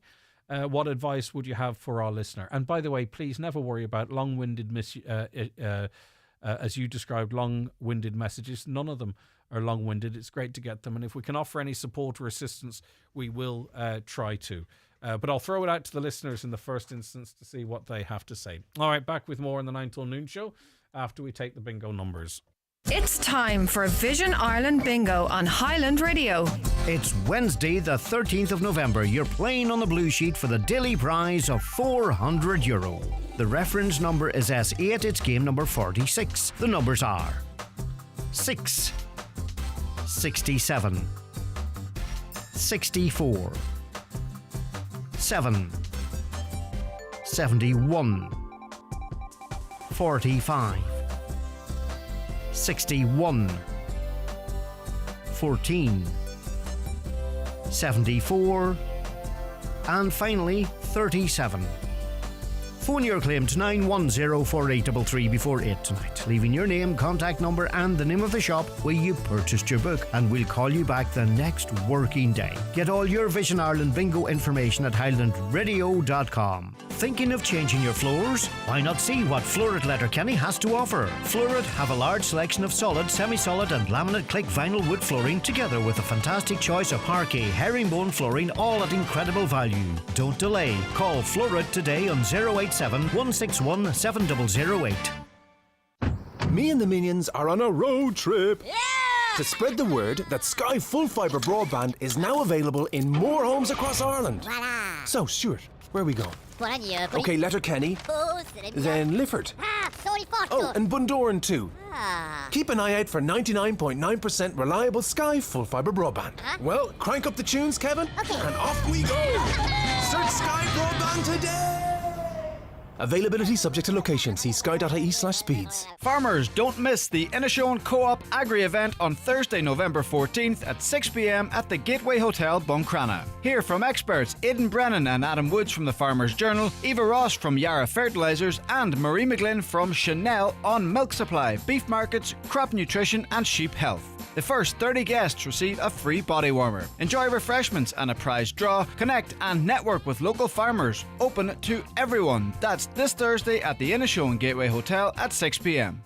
The 9 till noon show is brought to you by Letterkenny Credit Union, with monster loans available up to €60,000 for all occasions. Visit letterkennycu.ie. Okay, now I have in studio with me 4 students from the ATU in Letterkenny, and we're going to be talking to them, I suppose, about voting, if they're inclined to vote, what they'll be voting on, the important issues to them, and so on and so forth. So we'll tease it out as we go. Let's say good morning to them first, and I want to say hello to Mohammed Madani Memon. Thank you so much for joining us. You are a second-year student at the ATU. Yes, I'm currently a second-year penultimate student. Okay, just move a little closer to that mic, Mohammed. You're quite softly spoken. You are a second-year student. Your first time voting? Oh, yeah, it is my first time voting. Okay, very good. We'll talk a lot more about that. Aoife Gethings, good morning to you. Morning. Thank you so much for joining us. We've got Joseph Sweeney, a final year student at ATU. Hey, Joseph. Good morning. And last but not least, Aisling Doherty, who is a student at ATU in Donegal. Good morning. Good morning. Right, okay. So, are all of you voting for the first time, or have any of you voted in any of the elections heretofore? You have? I have. Right, okay. So how engaged are you in this whole process at the moment? I look at it from a lot of different perspectives, as a mother, first of all, then as a student, and then what I would like to see happening. I know I voted in the last general election, which would have been my first time voting. Can I ask who you voted for in the last election? I voted for my only local TD. She was a okay. female TD. Uh-huh. And I like to see women in politics, but her manifesto stood out to me. Yeah, okay. And what party was she with? She was Sinn Féin. Sinn Féin, okay. So, and you're going to go again for Sinn Féin, I understand. We're all right talking about our voting preferences, are we? Of course, yeah. Yeah, of course, yeah. Why Sinn Féin? If you look at the last 100 years, it has been Fine Gael and Fianna Fáil. When Fine Gael and Fianna Fáil took office there 4 years ago, there was 3,000 people homeless. You look at it now, there's nearly 16,000 people homeless today. A lot of them are children. Poverty is up through the roof. There's a lot of things that have gone down, and it's very hard to balance the positives and the negatives. So it's time for change, and I don't like to use their logo, but it genuinely is time to see a new fresh set of eyes. Are you still convinced that Sinn Féin actually can deliver the change they're offering? Do you believe they are distinct enough from Fianna Fáil and Fine Gael to present change? I believe that they need to be given the chance to, and if in 4 years' time they turn around and buckle it, then fair enough, call another general election, but they have to be given the chance. Fine Gael and Fianna Fáil have thrown people under the bus for the last 100 years. Things have gotten gradually worse, and I think now is a time to, as a country, we're adapting, we're more inclusive, we've come a long way socially, but it's about time politically we came off the throne of Fine Gael and Fianna Fáil dominate the whole country. Joseph, your vote's still there to be won. It is, yeah, absolutely. Look, I'd be left-leaning personally. And what does that mean nowadays? Well, look, it has sort of been blown off, that sort of political structure in terms of the old sort of ideologies of it. But for me, look, in terms of Ireland, it is time for change. In terms of just the left wing, you're looking at sort of perhaps a more liberal in terms of social values, in terms of like economically, just more for sort of everybody. You're looking after sort of the less wealthy rather than pouring it all into one sector, which I believe has been a massive problem recently. I mean, you look at the sort of economy nowadays, everything is on the rise. Nothing looks like it's going to come down anytime soon. And that's why I personally believe that it is time for a change, whether it's Sinn Féin, whether it's Democrats, whether it's 100% redress, something like that. My vote's still there to be won. My vote's still there to be canvassed, but I do believe it. Do you have a voting tradition in your family? Not particularly, no. I mean, right, so you all have always sort of gone wherever the mood take you. How important, Joseph, is being engaged by a candidate to you? In other words, an opportunity to feel that whomever is seeking your vote, they speak to you, they outline, their beliefs, or whether some align to you or others don't, or whatever. Like, is that important to you? Because I think I note that you were disappointed. You were disappointed that Simon Harris didn't meet with people on Tuesday night. Yeah, absolutely. I went up there myself and a few other students. Manny came up with him as well. Look, I understand there was some things that got in the way in terms of what he didn't explicitly sort of express that he was going to be at this place at a certain time. But it's about accountability for me. It's about giving people reasons, about talking to people. I think of someone like Mary T. Sweeney, for example, who I'm not sure would get my vote essentially yet, but she's been out. And would you say her as left leaning? I would say left. Well, in terms of economically, certainly. Yeah. Social values, it's up. Depends on the candidate, really. Yeah. Okay. But you're not going to get one candidate that ticks all the boxes, are you? It's sort of no, certainly not. Balance. Certainly not. And it's just for me about someone that is being accountable to us, someone that's okay to answer the tough questions. So someone that's out in the community. Like I know we've had someone like Mary T come into the college a few times. Just not particularly canvassing, but coming to different events like the debate. We had a debate on the referendum last semester. Pierce Doherty, I know, has been in the community and things like that. So yeah, it's just about people, I suppose, being accountable and being in the community and being available to talk to. All right, Aisling, we'll be back to you, of course. Aisling Doherty, student at ATU Donegal Town, ATU Donegal. This is your first roll of the dice. Is it your first opportunity or the first time you've decided to vote? It's my first time voting in a general election. But I didn't vote in the referendum just because that day I couldn't get to the Just didn't suit ballot. you, yeah. Okay, so it's not that you did. It's not that you chose not to. It just didn't work out. Yeah, I was registered to vote and everything, but this time is my first time voting for anything. How important is it being able to vote? Do you see it's because there's a lot of people don't register or actually don't exercise their vote. How important is it for you to vote? I think it's so important, and I think it's really important for people our age as well to come up with what they think should be in government and have their own views and opinions. It's easy for people our age to vote for who our friends are voting for or who your parents usually vote for. Well, you come from a tradition of Fine Gael and Fianna Fáil voting in your family, which is the story for lots and lots of people, obviously, because they've been in power for a very long time, and it looks probable that legacy will continue, right? So you've been influenced throughout your life, either passively or otherwise, that you're in a Fine Gael Fianna Fáil household. Yeah. All right. Yeah. Do you know yet which way you're voting? I'm not sure. I'm so torn. I'm doing my research, going on the different parties' websites, and I agree with a lot of what they're saying. Everybody. But now we're in the period of time where everyone is saying everything. Yeah, exactly. So it's do I trust them to actually act on what they're saying? Is there one particular issue that you have an interest in? The stuff is, and I think Mohammed is interested in the VAT rate. We've got particular promises in relation to that. Fianna Fáil are talking about decriminalising cannabis, for an example. There's much more to it, their housing policy and everything. Or you've got Sinn Féin talking about getting rid of means testings for carers. Is there a single issue that if they said the right thing would tip you in a certain direction to vote?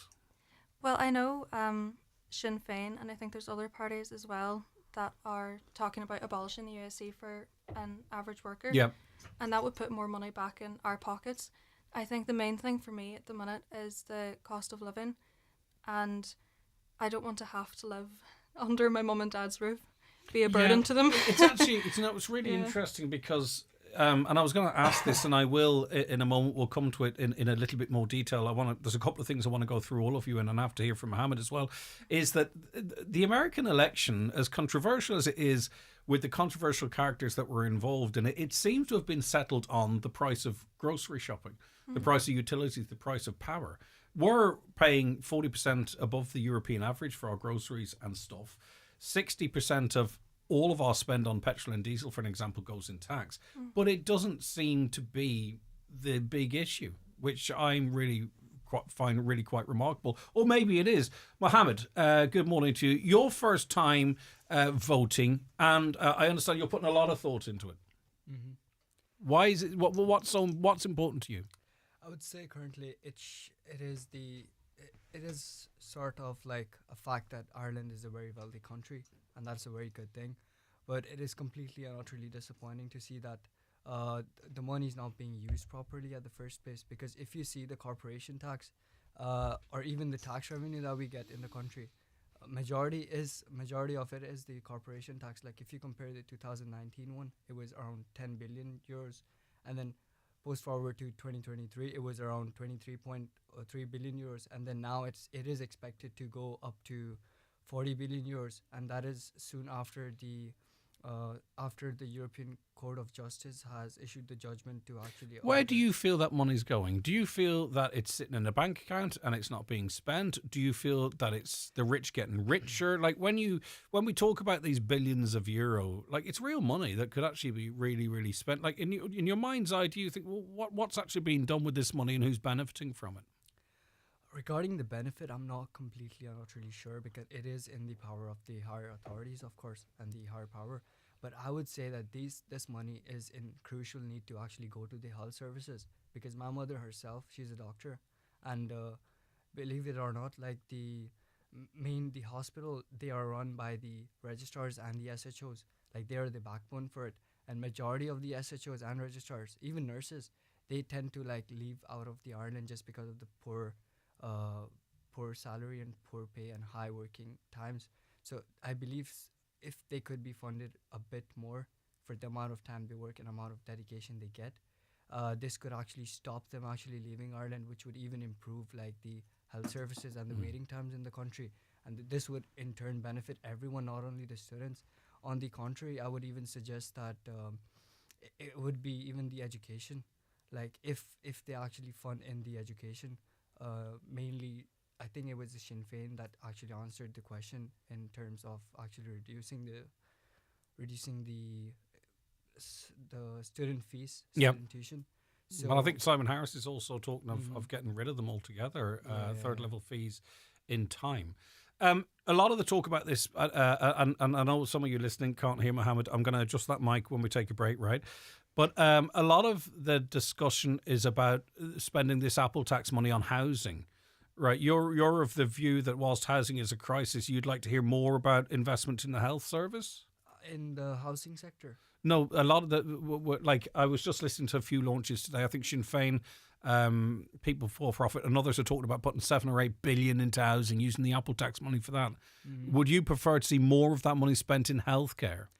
I would say wherever it is spent, but certainly healthcare is something that is the first necessity of a human being, and it is something that people chase first.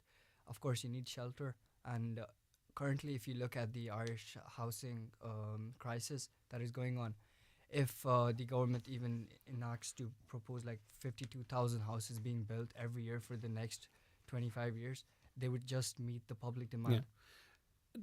But I could say I'm going to build 60,000 million houses every year between now and then. Do any of you question these announcements in terms of, and I see you leaning forward a little bit, Joseph, about delivery? Do you know what I mean? For me, it's really, I want someone to describe to me how you're going to deliver these, because there's staffing issues in construction, right? There's a skills gap there. The people aren't there. Tell me where you're going to get the builders to build the houses.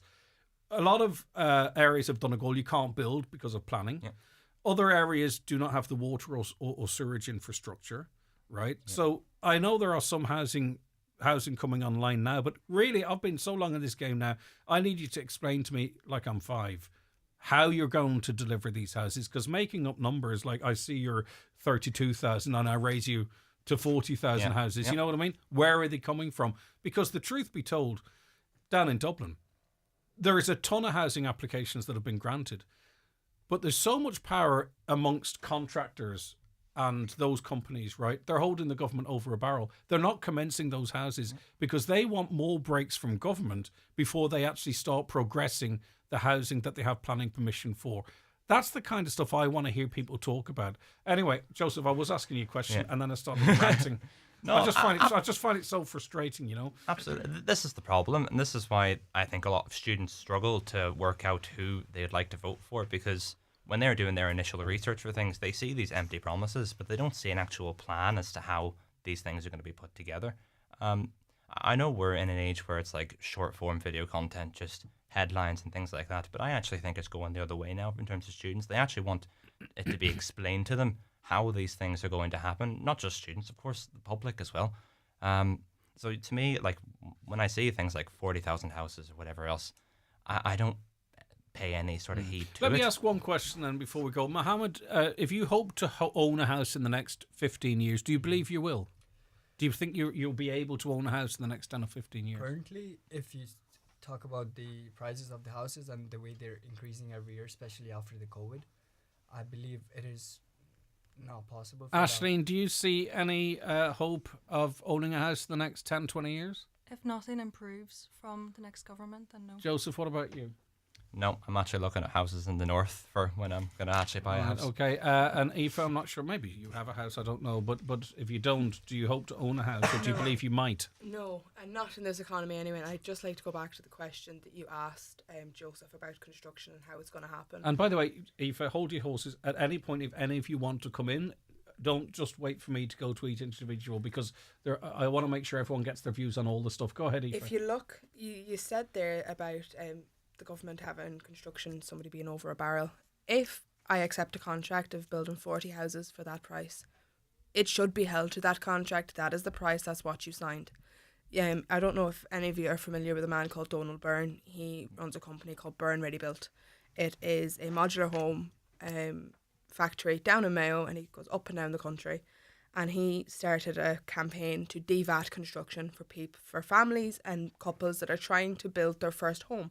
Take the construction out of it. That's lowering the price alone by 40 to 50,000 euro on a nothing fancy, but a normal self build. You look at the Children's Hospital, that had a fixed fee. Why were they not held legally to abide by that fixed fee? Why did the government bend over and be like, here's another billion, and it's still not done? That they need to start abiding by their contracts. Okay, so with that in mind and how we absorb news and information we take on, the Children's Hospital, the bike shed, we heard today OPW spent €514,000 on a 33-page document, right? Does that bother you? Do you when you're thinking about any of you, when you're thinking about how you might vote, does how public money is spent and used, it already obviously does to you, Aoife, does the rest of you, does it bother you? Is that something you're factoring into your decisions?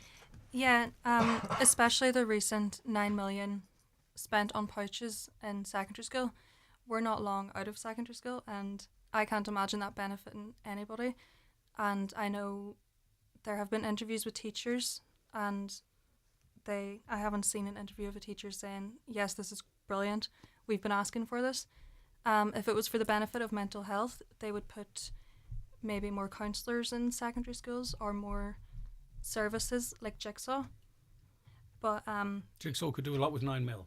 Yeah, exactly. Yeah, absolutely. Yeah. Go ahead, Mohammed. Regarding Aisling, as she said, it is completely and utterly disappointing to see that when Sinn Féin has actually proposed in their finance bill to reduce the hospitality VAT from 13.5% to around 9%, and it was completely and utterly rejected by the Fine Gael and Fianna Fáil government. But such an issue where they actually issue €9 million for phone pouches, that would necessarily not benefit anyone, and neither, I believe, the students, if they actually would need to use their phones, they wouldn't need the pouches at the first place. They would find a reason to actually use them. Yeah, and helicopter parents might also find a way around that as well. Yeah. Not that I'm one of those. Right, we'll be back with more from our guests after these. Watch the show live now on YouTube, Facebook and at highlandradio.com. The 9 till noon show is brought to you by Letterkenny Credit Union. Seasonal loans now available for Christmas. Apply online or via our app today and get your loan transferred directly to your current account. Nutria's Super Beef Gold ATP is now on promotion. Buy 10 bags, get one free, or get €15 off per tonne in bulk. Nutria's Super Beef Gold ATP delivers frame and thrive in all ages of cattle. Contact your local Homeland store or farm commercial specialist today. Visit nutrias.ie for full product details. Let's stay in and watch a film. Don't forget to switch the lights off. Is it too early for the Christmas lights? Switching things on and off this winter and searching for ways to save? Here's a switch that can really help. Sign up to our smart meter plan and save 30%. Visit electricireland.ie. EAB €1,293, based on 12-month Home Electric Plus Saver 30 electricity. Discounted unit rates with online billing, direct debit and VAT. Smart meter required. Subject to change. T's and C's apply. Are you thinking about university? Then look no further than Atlantic Technological University. Come to our open day at ATU Donegal Letterkenny on Thursday 14th of November, where you can find out about our CAO, part-time, online and postgraduate programme offerings.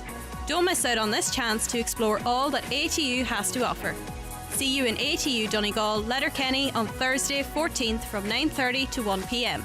Register now at atu.ie/open days. ATU, your future is here. Looking for the ideal car for your next adventure? Explore the Volvo range of electric and plug-in hybrid vehicles at our Autumn 251 event. Choose our compact, all-electric Volvo EX30 for big performance in a small package, or our new 7-seater XC90 with next-gen user interface and a hybrid backup plan. Take your next trip in safety, style and comfort. Test drive your 251 Volvo today. Visit McKinley Motors or see volvocars.ie. Terms and conditions apply. With more routes nationwide, your TFI Local Link bus service provides connection to the wider Transport for Ireland public transport network. Save up to 30% when you use your TFI Leap card on TFI Local Link services. For route and timetable information, visit transportforireland.ie. We're Transport for Ireland. We're Transport for you. You've heard of the egg muffin, but have you heard of the gloriously delicious Centra egg muffin with the legendary Super Queen sausage? An Irish national treasure. Buy any Centra egg muffin and a 12-ounce Franken Honest hot coffee for just €6. Centra. Live every day. Okay, we're in conversation with 4 students from the ATU, younger people talking about, the issues that are important to me, how they may vote. Mohammed, I just want to speak a little bit more specifically about the reduction in the VAT rate. I think Fine Gael are proposing a reduction to 11%. I think it might exclude hotels.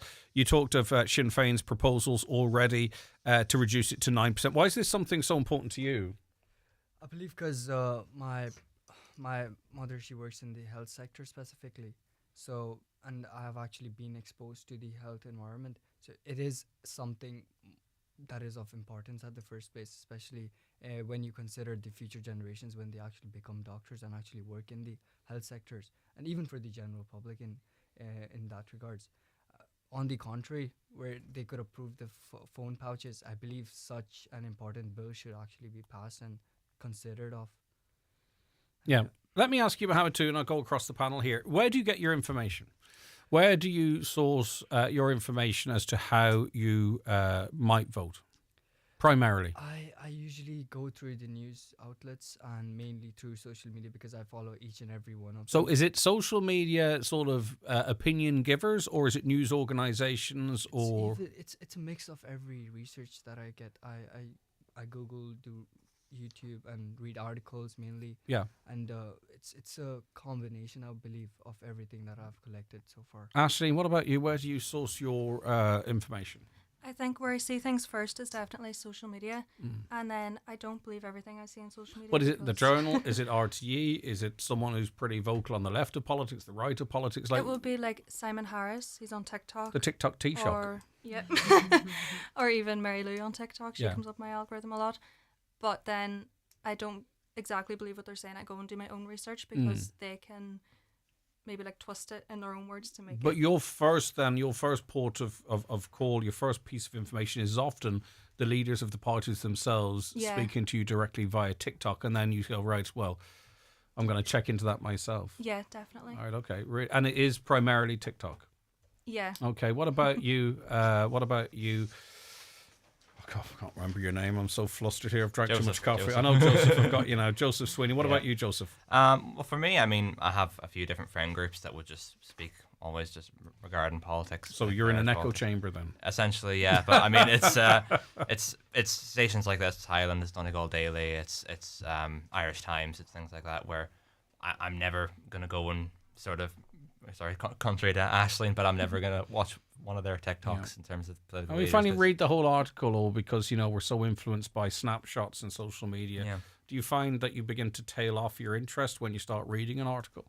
Not me particularly, but I do understand for some people, like it is short form video content, it is TikToks, it is things like that'll grab their attention for 15 seconds and then sort of move on. But me personally, I would sort of read through the whole article. I would try to take every sort of bit out of it. But I know for the majority of students, I would say it probably isn't that way. Aoife, what about you?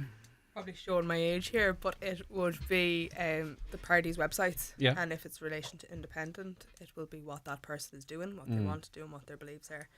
Now, I have stated that I am very passionate about Sinn Féin. I wouldn't be somebody that would go to bat for them. Yeah. They have their errors, so does every party out there. So I spent a lot of time reading up on different parties and different manifestos, and one that stuck out to me and really left me disgusted was Intu's one.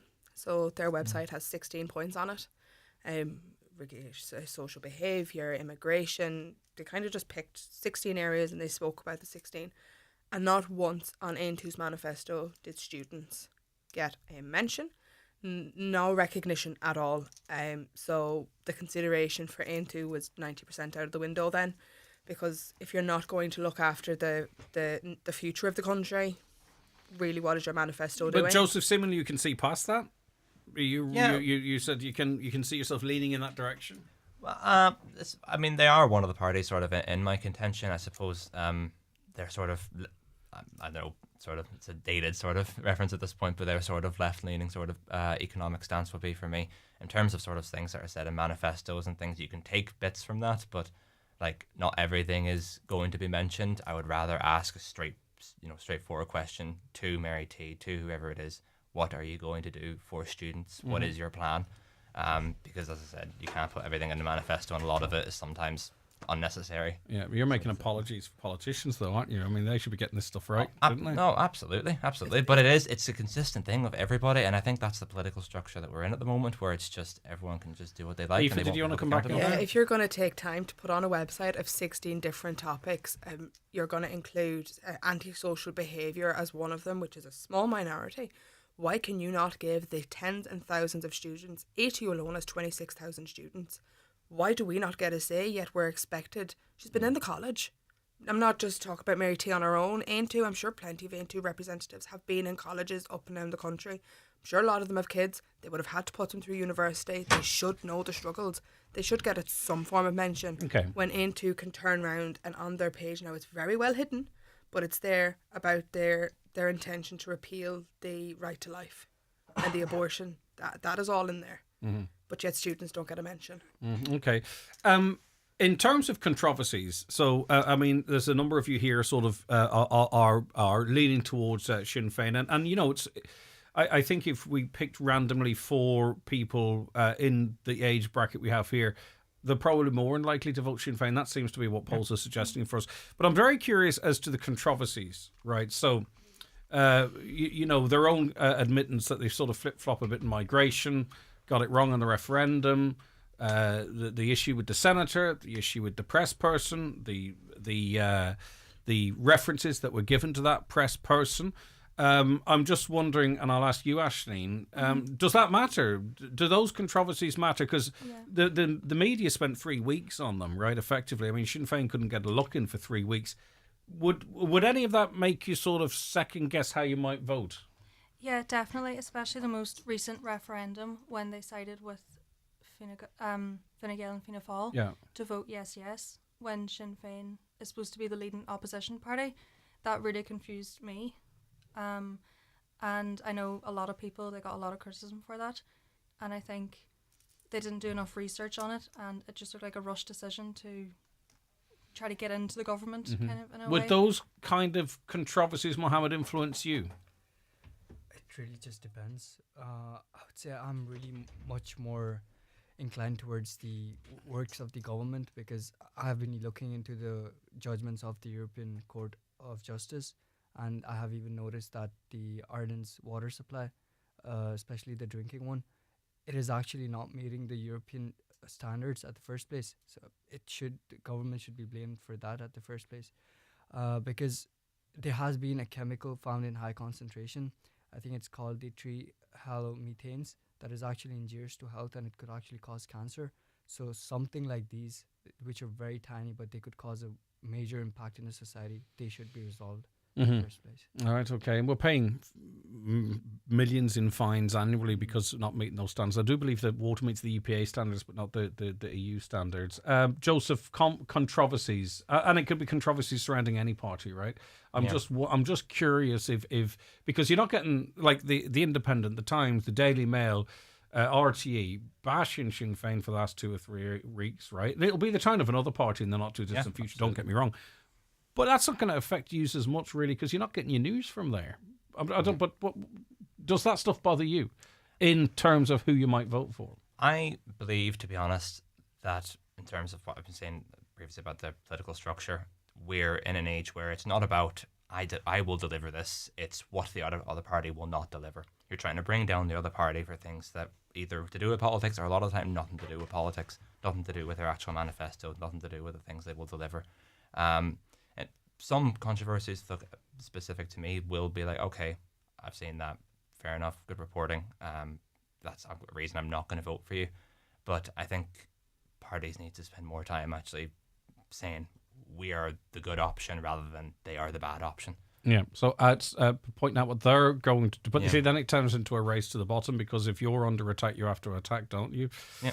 Aoife, what about you? How especially as a mom, I suppose, because some of this we're talking about, children's welfare and what have you. Is this would that factor into your thinking? It would.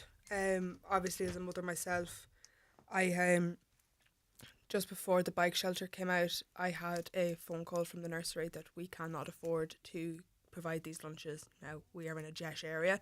The government meant to provide them. The nursery was underfunded. The school is underfunded. Children themselves, if you cannot fund children, what's the point in doing anything else? Because they're the future.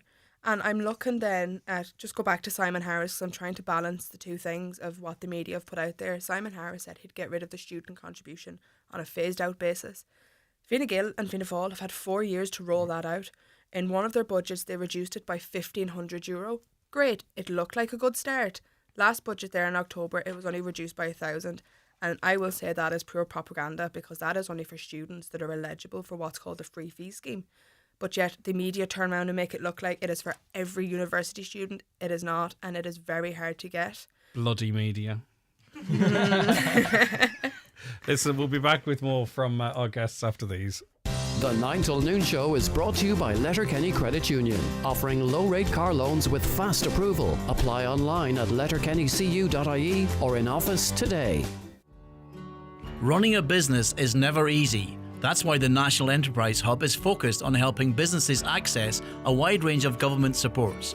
We spoke to Conor O'Donovan, the head of the National Enterprise Hub, about the new free service. The National Enterprise Hub is a new all-of-government service. It was designed to make it much easier for businesses from right across the country to access supports that they might be eligible to from across the government system. It's both digital and over the phone. It brings together over 230 supports from 24 different government agencies. And the whole idea is to put the business owner at the centre of the journey. We've made it really simple to access the supports online, but we've also got 6 people in our HQ in Dublin who are available to answer calls and take business owners through the steps to help them understand what they might be eligible for.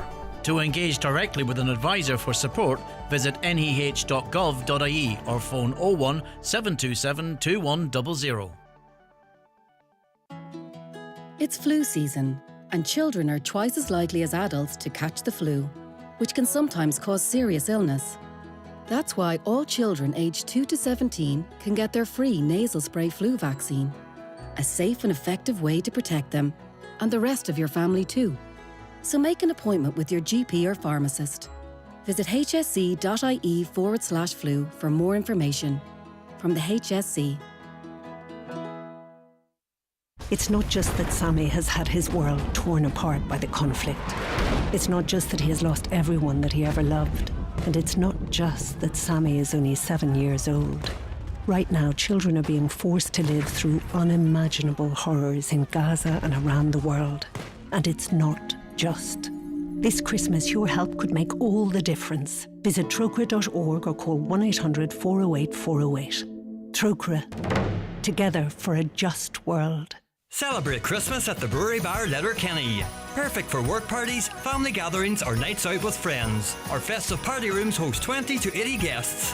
Enjoy special festive menus, drinks and the best atmosphere in town. Dates are filling up fast, so book now to make this Christmas unforgettable. The Brewery, where Christmas comes to life. Highland Radio weather updates with McElhenney's. Find the perfect present for everyone on your list this festive season. Discover the joy of gifting and make Christmas magical with McElhenney's Bally Buffet. Visit us in-store or online at mcelhenneys.com. Becoming increasingly cloudy, some drizzle, mist and hill fog. Highest temperatures 9 to 13 degrees in light variable breezes. Aoife, in sort of like a pie chart or percentages or whatever it might be, and I think you actually kind of indicated you voted along these lines previously. How important is a candidate's, race or gender to you when deciding who you might vote for? Because if you look at the county council, for an example, the county council is incredibly underrepresented in terms of women. At the very least, I think it's 8% are women, but really it's 2 or 3 out of 37, right? So it's nowhere near to be there. Now, we've had strong candidates that run in Donegal, but they often can struggle to get over the line. So I'm just wondering, from a young person's perspective, does that weight your decision-making? It does, and I'd love to see a party that not only run a lot of women, but people of colour are... there's never been a senator, TD, or somebody sitting of colour. It would be lovely to see them in because they have a voice. It's about time they were given a say in matters that affect them. Leo Varadkar led the country and he was mixed race. No, I African descent. Okay, I get you. People Yeah, of I understand. Right, yeah, I get you. That aren't necessarily Irish. It would be nice to see them in and them given a voice, but as well as that, if a party ran people with different disabilities and different abilities, gave them a voice, because matters do affect them. But would that influence your decision-making process? It probably would. Okay. I'd like to see some people given a voice. Like, I love the way women have been given a voice in politics, and that's becoming such a big thing. I did vote for... The last time I voted, it was a woman candidate, because, like I said, I read the manifestos, and she seemed to be the one most concerned with things that would affect me from a women's point of view, and as well as that, the men didn't have a very good track record where I'm from. Aisling, would someone's race or gender influence how you might vote in their favour? I think, like, the fact that we've never had a female Taoiseach is such a huge thing. Like, it's 2024. Yeah, it's bizarre, yeah. Yeah, and it would be amazing to see a female Taoiseach, but I think just because someone's a woman doesn't mean I'd vote for them at the same time. The policy has to back up that, but that could be it could tip the scale. Yeah, right, okay, definitely. What about you, Joseph? Yeah, I think it's, to be honest, more about encouraging these people to actually run, people from a minority background, like actually encouraging them to actually get out and be a part of this process. I think the political landscape is so toxic now. Yeah. That people now will get abuse based on their skin color or their religion without their policies even being considered. I'm not sure how big that is, right? But it's very noisy. It's seemingly big, but maybe it's not. Absolutely. I mean, perhaps it is a minority that is criticising just blatantly just because you are from a minority background, but it is a loud minority. I think it is important, whether or not you would, make a party stance that you have to have this amount of women or this amount of people from African descent or things like that. I wouldn't necessarily agree with that. Yeah, like quotas. It's the best candidate for the best position, but this can be from any race. It doesn't really matter. Mohammed, what about you? I believe, we should be giving the minorities a chance, especially say in the politics, and because, to be honest, they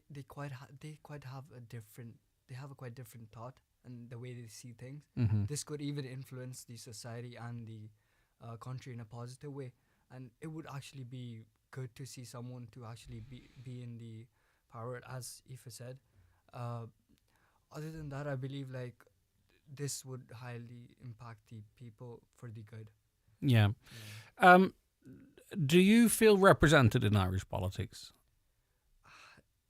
Have an interest? Yeah. No, do you feel represented? Do you know what I mean? Because you're of a different background, but do you feel that, would you like to see more diversity in politics? I'm just wondering Absolutely. if it, as someone who maybe comes from a minority community, however people wish to phrase that, if you feel underrepresented as a result, if you know what I mean.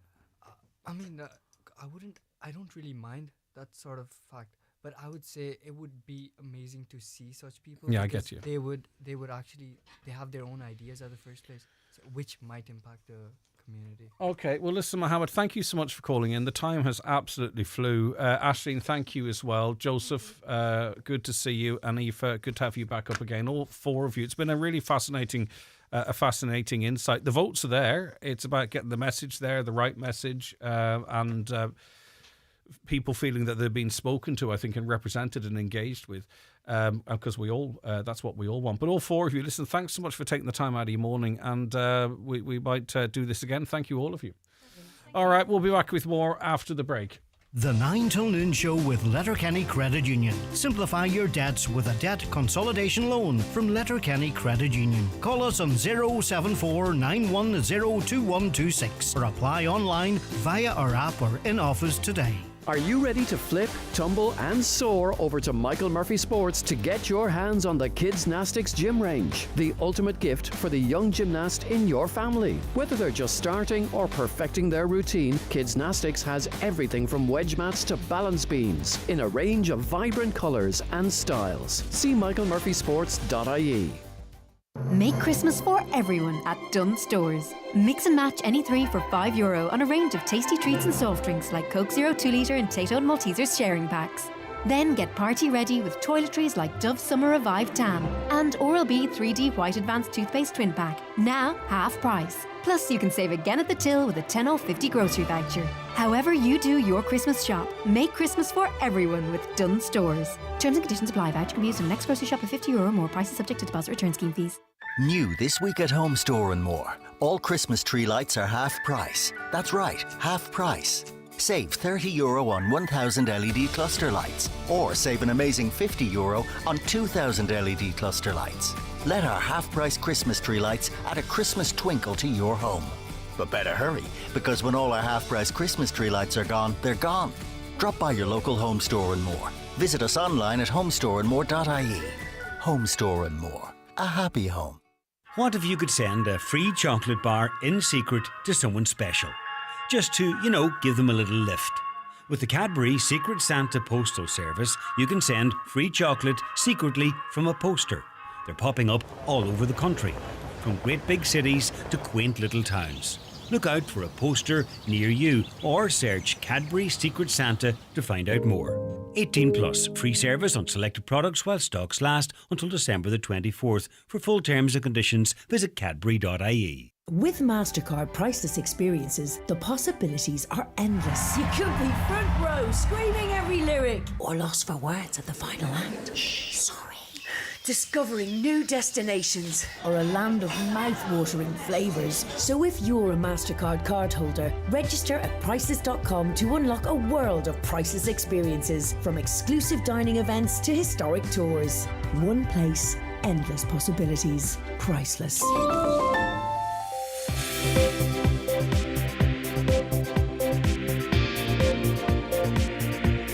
With all the stories that matter across the Northwest, it's Greg Hughes on the 9 to Noon Show on Highland Radio. Okay, at 11:11, it's time to get a news update, and it's good morning to Donald Kavanagh. Thank you, Greg. Good morning. A Defective block homeowner says he is sick of empty promises from government. On today's 9 till noon show, Martin spoke of how he'd brought a mould-covered jacket to Letterkenny on Monday night last, hoping to show it to Taoiseach Simon Harris, but didn't get the chance. Martin told Greg the jacket was in a room where his daughters slept until a few months ago. He said it's important that the government realise these are the conditions in which Defective block homeowners are living. Concerns have been raised over the stability of the structure of the Milford Hotel building. Donegal County Council has confirmed an assessment of the vacant property will be carried out, after which further contact will be made with the property owner. Councillor Declan Meehan says not only is the property an eyesore in the town, it also poses a potential danger to public safety. Donegal County Council is being asked to speed up a programme to replace ring boys across the county at a meeting of the Glenties Municipal District this week. Council officials confirmed that they are prioritising the service and work is underway to do it on a phased basis. At a meeting in Letterkenny, the Lascahirlock of Donegal County Council, Councillor Jimmy Kavanagh, said there have been incidents of ring boys going missing in the town and it's vital that they're replaced. He said ones that have electronic tags are what should be located in the town and elsewhere. Donegal County Council is facing calls to halt an active travel project in Letterkenny. Plans are in place to install cycle lanes in the Ballyrain area from the Polestar roundabout to the Creamery roundabout. However, concerns have been raised that the development currently progressing is not in line with what was agreed by members in 2020.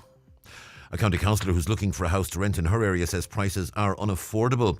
Councillor Dakota Nick Venman says she came across properties as expensive as €950 per month in Ballabafay. Councillor Nick Venman, who is currently living in a mobile home, told Lifford Stranorlar Municipal District that conditions are getting cold. And searches are continuing on land in County Wicklow as part of the investigation into the murder of Jojo Dullard. The excavations began this week, just days after the 29th anniversary of the 21-year-old's disappearance. A 55-year-old man was arrested on Monday in connection with her murder, but was later released without charge. They're the headlines. Back with headlines again at 12 noon.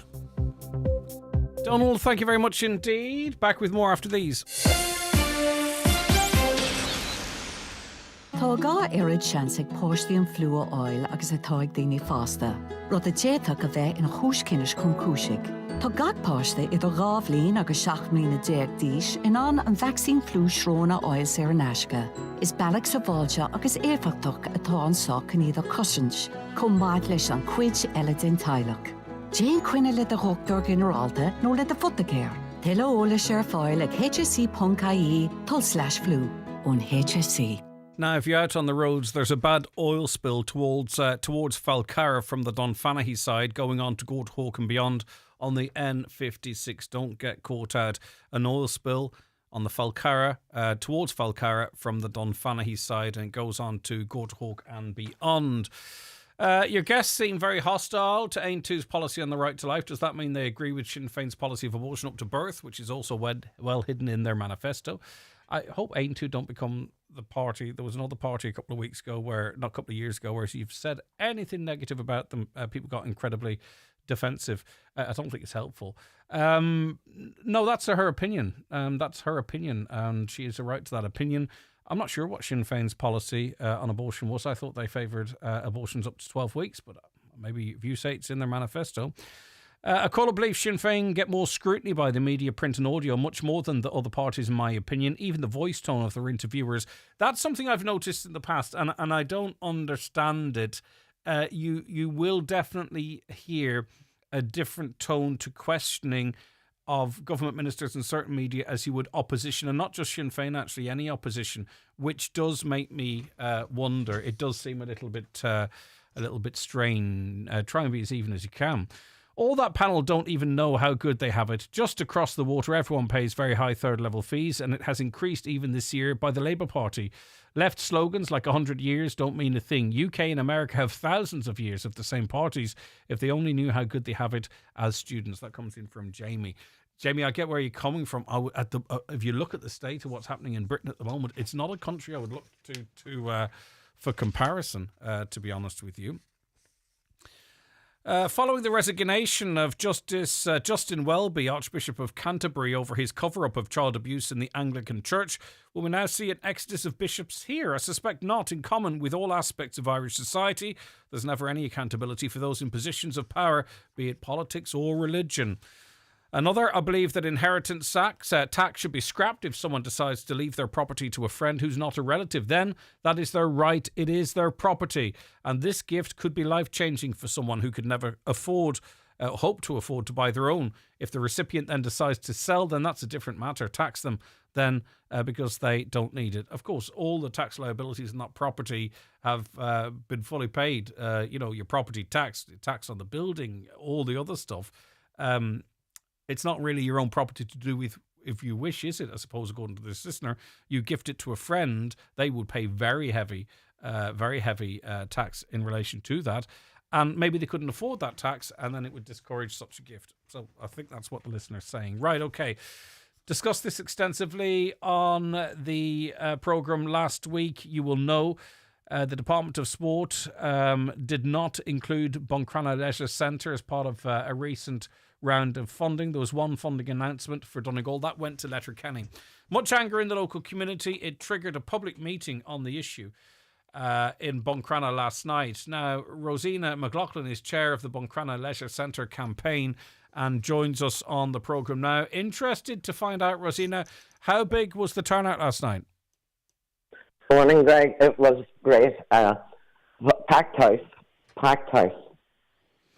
So, what would you describe the tone of it? Were people angry, disappointed, nonplussed? Yeah, people are very angry, disappointed and angry. But yet again, we're put on the back burner and there's really no hope at this point, So, yeah, Are very people angry. prepared to sort of roll the dice and see if the leisure centre might be included in, the shorefront development and all that type of stuff? Or do they want the Department of Sport and the council to work together to ensure Buncrana Leisure Centre gets the same type of funding that was gifted to ATU Letterkenny last week or the week before? 100%. We need the funding, and we need it now. There's the call for the regeneration fund, the re-empowering Buncrana. That may not come out for 6 months or more. Then there's an application process. Then there's a decision. So you're talking of a delay of maybe another 2 years. And there may not be enough money in that fund to do everything. What they want to do on the shorefront, plus the leisure centre. So that's just not a runner. We need the minister to find the money, and we need it now. Yes, go ahead. There was a lot of people. There was a lot of people last night who signed up to help in a campaign to try and get the money. Was it ever established if Donegal County Council had prioritised the ATU over Buncrana Leisure Centre? Because that was cited in a press release from Minister Charlie McConalogue as one of the deciding factors, that it was the council's preference project. Has there been any clarity since we last spoken, or indeed at the meeting, in relation to that? Yes, we believe that is fact. The executive of the council were asked to prioritise, and we were number 2. Okay. Look, AGU needs the money, and we're delighted for them. We're not annoyed about that at all. We're annoyed that we didn't get it also. Yeah. Oh, no, and by the way, just to be clear, I'm not trying to pitch one project against the other, but if that was a determining factor, I'm just curious as to if it was confirmed that indeed was the case. So, politically, was the government represented at the meeting? Did anyone speak on behalf of the state? Not the state, on behalf of the government? Minister McConnell was there. Right, okay. He spoke at length about and has pledged to get us some money. So, it's coming up to election time. Now's the time. Warwick McLaughlin was there, representatives of some council members, Joy Beard, Shannon from Fianna Fáil. So it's up to them now to try and put the pressure on the government. Yeah, and you got a commitment from Minister McConalogue. He said, did he say he would make representations? I think he outlined the importance of the Department of Sport and the council working with the Leisure Centre Committee to secure the funding for the amenity. But I mean, was there any indication given as to politically what can be done to try and further the Buncrana Leisure Centre case? Well, we would like to ask the minister for a review. They're saying that the fund is still live until December, so surely they can find the money somewhere. Excuse me. We'd like a review of why, after 9 years being closed, we're not considered a priority for a leisure centre in a peninsula of 40,000 people. Talk to me about this campaign that people have signed up to. What's the story with that? What is the aim of that campaign, and where does it go from here? Well, people were willing to help, so they gave in their names. I would propose we meet with all these people quite soon and formulate some kind of a strategy. If we need to go to the door, well, then let's go. I think you were about to talk about the different representations that were there, schools and what have you. Sorry, Rosina.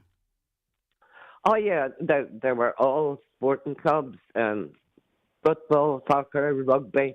The schools, the principals of the schools spoke. There was a wide representation of people that need this centre. Like Sinead McLaughlin from Scarlisco said about the children, she has to choose between classes, who gets to swim, who doesn't. Mm-hmm. They're far too long out of school by the time they travel to Derry. I mean, the ministers need to take that on board. The representatives of children with disabilities spoke. It's a terrible situation.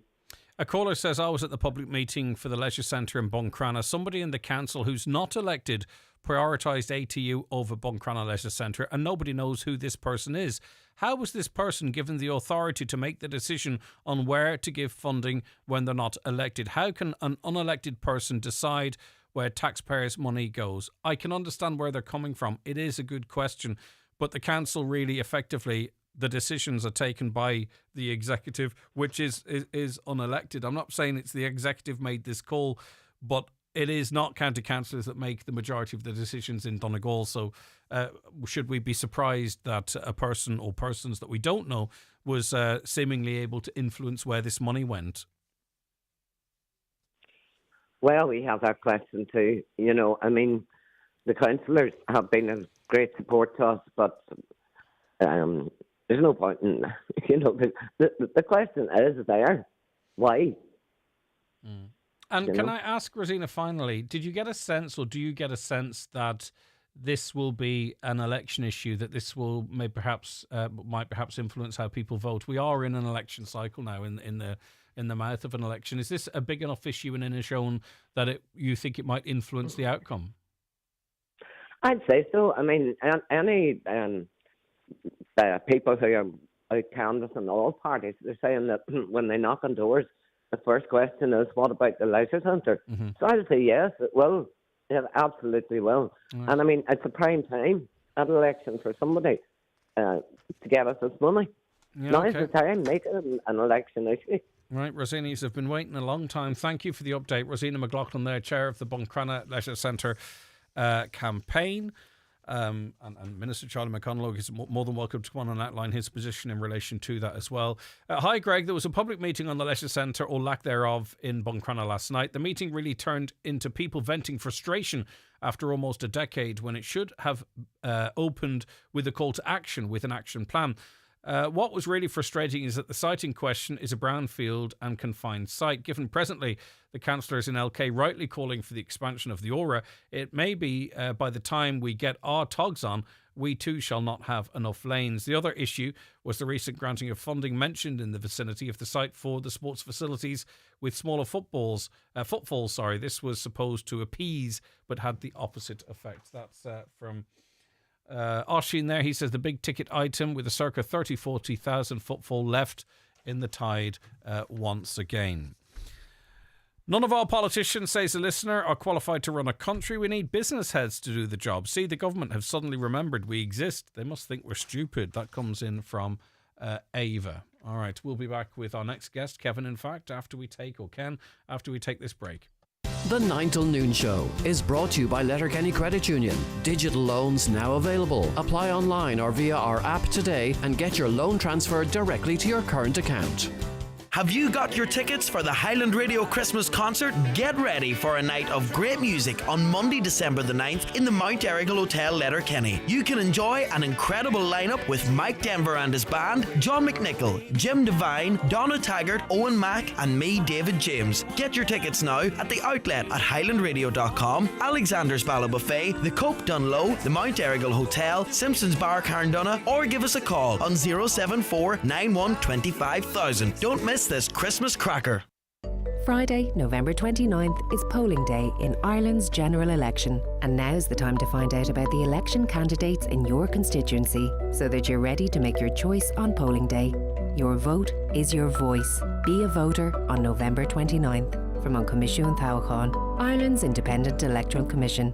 At the heart of every successful business are highly skilled and talented people. That's why at SkillNet Ireland, we know that every skill counts. Whatever sector your business operates in and whatever skills you or your business needs, contact one of our 70 SkillNet business networks for training and development that's industry-led and can improve your business success. Visit skillnetireland.ie for upskilling and reskilling supports to develop your team. SkillNet Ireland is a business support agency of the Government of Ireland. It's the Right Price Tiles wood flooring and bathware 70% off sale. Get up to 70% off all your purchases. Up to 70% off all tiles, all wood flooring, all bathware. Everything's reduced in store. The 70% off sale at Right Price Tiles, wood flooring and bathware. Stores nationwide. Sale now on.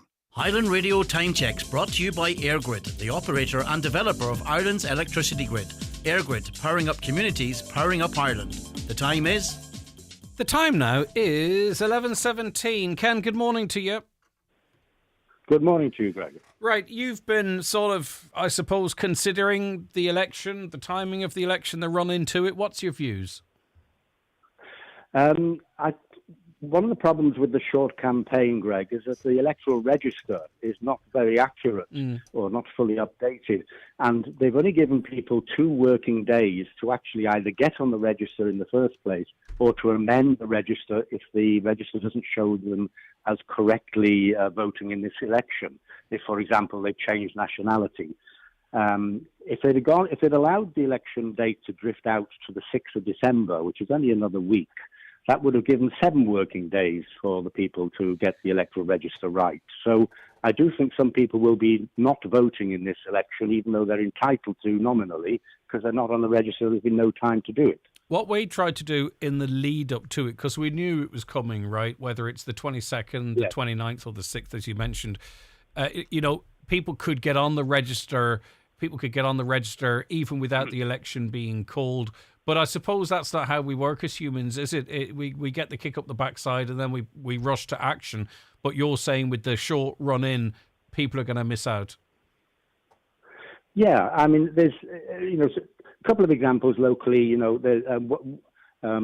Just with a couple of neighbours, one lad is missed off the register altogether, and I try to help him by saying, I'll do the application for you online. All you need to do is give me your PPS number, but. I couldn't get him organised to do that within the 2 days, so he will be missed off. And another neighbour, there was another one of these Irish citizenship ceremonies in September in the Dublin Convention Centre, 3,600 new citizens, and she was one of them. She changed from being a citizen of another European country to being an Irish citizen. Mm-hmm. So she should be entitled. But it's even worse for her because to change nationality, you can't do it online, because you have to send to the electoral office in Lifford a photocopy of your naturalisation certificate. Mm-hmm. So it was actually physically impossible with the Taoiseach not announcing the election till late on Friday. It would be physically impossible to post anything to Lifford by Tuesday. You'd have to sort of go yourself and hand it in. Yeah, actually it'd be interesting, and we got the details actually in the local elections. It will be interesting, and we might chase this up, to find out the change in the amount of people entitled to vote. Actually, you won't be able to make a comparison with the local elections because more people can vote in that. But certainly between the 2 general elections, it would be interesting to see the change in the electorate. How many more people now are able to vote versus the last election. We'll chase that up.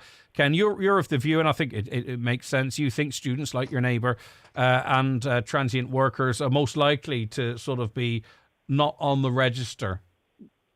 Yeah, and the cynic in me would say that would actually suit the establishment parties, because the likes of Fine Gael and Fianna Fáil will have all their people lined up, because they will have organisations locally and the rest of it. And I'm not accusing any politician of doing this deliberately, but short campaigns always favour the outgoing government because the opposition doesn't have time to establish the narrative on issues they want to talk about.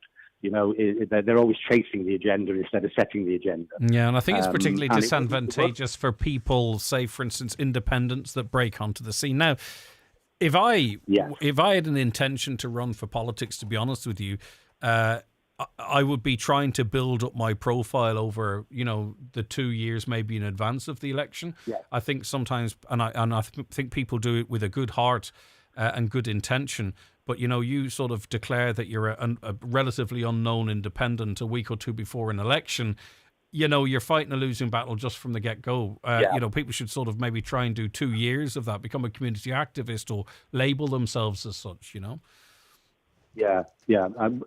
I think you're right. And I think generally as well, I wish people would talk about the issues rather than the personalities. It's very... over here in West Donegal, people seem to be voting on the basis of candidate they know, rather than what's the issue, where do you stand on housing, where do you stand on cost of living, and so on. Yeah, but the problem with that is, you see, I suppose too, what you have to throw in there, Ken, is it's about should we really be thinking nationally, or is it the parish pumps? Do you know what I mean? Is it what might be delivered into our area rather than sort of what might feed into a national policy? I fear it's the former, that we kind of, what's good for us in our area. That's why the Healy Raids is so popular, because they unashamedly favour Kerry. They make no bones about it, right? Whereas you'd have other politicians like Thomas Pringle, who obviously focus on local issues, but he will say that, he has said in the past, unless it's changed, that he also has to make decisions on a national level, not just for Killybegs and Donegal. Yeah, I absolutely right. But I think it was Alan Shatter, the former Justice Minister for Fine Gael, who once said that, we'll never get anything strategic done in Ireland as long as people keep sending to the Dáil TDs who have no interest in national politics. And things like, Shlonta and the National Transport Strategy and things, these and healthcare reform, can these things actually get off the ground if we're only electing politicians who will fight like mad to save one community bed in a local hospital, but won't give the time to, get an NHS for all that would improve the healthcare outcomes of everybody in the state. Yeah, good luck unraveling that one. All right, Ken, listen, lovely to chat to you. Thank you very much for your time. That's Ken Harper there. Lovely to chat to you listeners out there as well, and we've done a lot of that this week, which is great. A caller says, Letterkenny down through the years got everything. It's not fair, especially in a show who never get anything. Up to Charlie McConnell to show what he can do for them now. Very disappointed for Buncrana and in a show and having a minister at the cabinet table who failed to deliver for Buncrana and fails to deliver for people living in dreadful conditions in houses. Well, two things in relation to that. I suppose could we ever have a system whereby major government decisions are based on the whims of ministers from certain areas? We could lose out an awful lot in that regard if we had no one at the cabinet table. You'd get nothing because the cabinet table would get stuff elsewhere, if that makes sense. So is that? I know it's a kind of a obvious thing to say, and I get that. But at the same time, we can't necessarily. Can we have national funding divvied out based on who's sitting at that cabinet table, or can we? I don't know. I'm just putting that out there. Secondly, in fairness to Minister McConnell, he would say he is delivering a scheme that is still being worked on. It's not good for everyone, but some people are getting benefit from that. A caller says we need a Donald Trump type approach to politics here in Ireland. He goes way overboard in a lot of things, but he's not afraid to speak out against departments and officials who don't perform. Here, we reward them. And indeed, and he's appointed Elon Musk to Department of Government Expenditure, which, and Elon Musk, whether you like him or loathe him, right, he's so blooming clever. He's the richest man in the world. I think I questioned his ability to influence the election. I think he certainly, with his hundreds of millions, did influence for Donald Trump amongst young men in general, and in the swing states. But the department that he's taken over is the Department of Government Expenditure, DOGE, Doge, which is a cryptocurrency brand that he endorses and promotes. Can you imagine being that clever? That he's actually managed, and this DOGE cryptocurrency has been around forever. Not forever, for ages, right? It far predates this. He's actually managed to secure a job in the United States government with the title DOGE, and he also happens to be a big promoter of DOGE crypto. I mean, where else would you get it? You have to give him credit. Who else could pull that off? Very refreshing listening to students talk. They are very interested and very engaged in their topics. They are informed in the policies of each party and don't fall for the Sinn Féin good, Fine Gael, Fianna Fáil bad, etc. They're looking at all the manifestos. Good stuff. Yeah, indeed. Great. Good morning, Greg. Great listening to the conversation with your guests there. Good to hear honest points of view. Another great interview with the 4 students. Very interesting to hear their views. Aoife from ATU said she'd like to see people in the Dáil who are not necessarily Irish. I'd call that treason. Okay, I think she means people who are have come to this country and now live here. Like similar to Irish Irish heritage politicians working in the United States governments, for an example. We have a Donegal man who's a senator over there. I think that's what she's talking about. Treason. Okay. Aim to have 42 candidates standing in the election with almost 50% quotas of female candidates. Highest of all parties. That's what you call promoting equality and women's rights. Other parties take note. Right, okay, let me take a break. Chris Ashmore's just around the corner. We're going to be talking business, and there's more to come between now and midday. The 9 till noon show with Letterkenny Credit Union, now offering mortgages from €40,000 to €600,000 with no hidden fees or transaction charges. Letterkenny Credit Union, 9102127. Go full Lidl with our roast and toast pairings on Lidl Plus. Serve up our Board B approved smoked ham fillet, 20% off now $5.59. And cheers all round for flavourful Spanish rioja, 21% off now $10.99. Scan your Lidl Plus app and go full Lidl today. Get the facts, be drink aware, visit drinkaware.ie. Financial abuse is when people are dishonest in how they manage another person's money, property, or benefits, particularly a person who may be at risk. Surprisingly, a lot of financial abuse is carried out by people known to us. A family member, carer, neighbour, social welfare agent or worker. Prevent financial abuse by keeping in control of your money. Learn more at safeguardingday.ie from Safeguarding Ireland, supported by the HSE. Mr. Blue Sky, please tell us why. The Lotto jackpot is an estimated €6.2 million. Play responsibly in store, in app, or at lottery.ie. The National Lottery. It could be you. Attention shoppers! Cope Food stores in Dunlow, Falcara and Annagray are slashing prices like never before. Save big on your weekly shop with our largest ever price reductions. Hurry in and save today at the Cope Food stores. Buying or moving home can be a strange mixture of excitement and stress. So the last thing you need is worrying about conveyancing. Time to call McElhenney and Associates. They'll move that property transaction along swiftly, make sure everything's in order, and prevent any nasty surprises. Residential, commercial, leasing, or voluntary transfer. Call today on 074 917 5989 or find us online. We'll do the paperwork, you do the wallpaper. McElhenney and Associates, Solicitors, Stranorlar. How can we help? Unwrap stylish gifts this Christmas at Evolve Clothing Letterkenny Retail Park. Top brands like Jack Jones, Diesel, Vans and more. Join our layaway club. Shop in store or at evolveclothing.com for festive fashion and joy. You've heard of the egg muffin, but have you heard of the gloriously delicious Centra egg muffin with the legendary Super Queen sausage? An Irish national treasure. Buy any Centra egg muffin and a 12-ounce Franken Honest hot coffee for just €6. Centra. Live every day. Okay, never a dull moment, Chris. You're right. Good morning to you, Chris Ashmore, presenter of Business Matters, the Highland Radio podcast for all your business needs. How are you getting on? I'm getting on good. Right, we'll find out what's coming up on the podcast, which is live for you right now. But first, let's catch up on some news. Pathfinder Trade Mission. What's this about? Yes, this is a trade mission from the Northwest. So officials from Derry and Strabane District Council and Donegal County Council and a number of local firms. They're all in the United States. There'll be conferences and opportunity to get exposure for businesses linking up with some experts over there, and it's all going to hopefully lead to a direct spin-off. The council should have me over there doing a radio programme. Yeah, why not? Next year. No, put the stake this in. is about the third or fourth one that I've futilely, if such a word exists, with no success, thrown my hat into. Well, anyway, so that's fine. Okay, it's one of those ones that we won't necessarily know how successful it is. It's long term, isn't it? Okay. And you know the ripples that come through, and very difficult to measure as well. But let's hope it's for the common good. Yeah.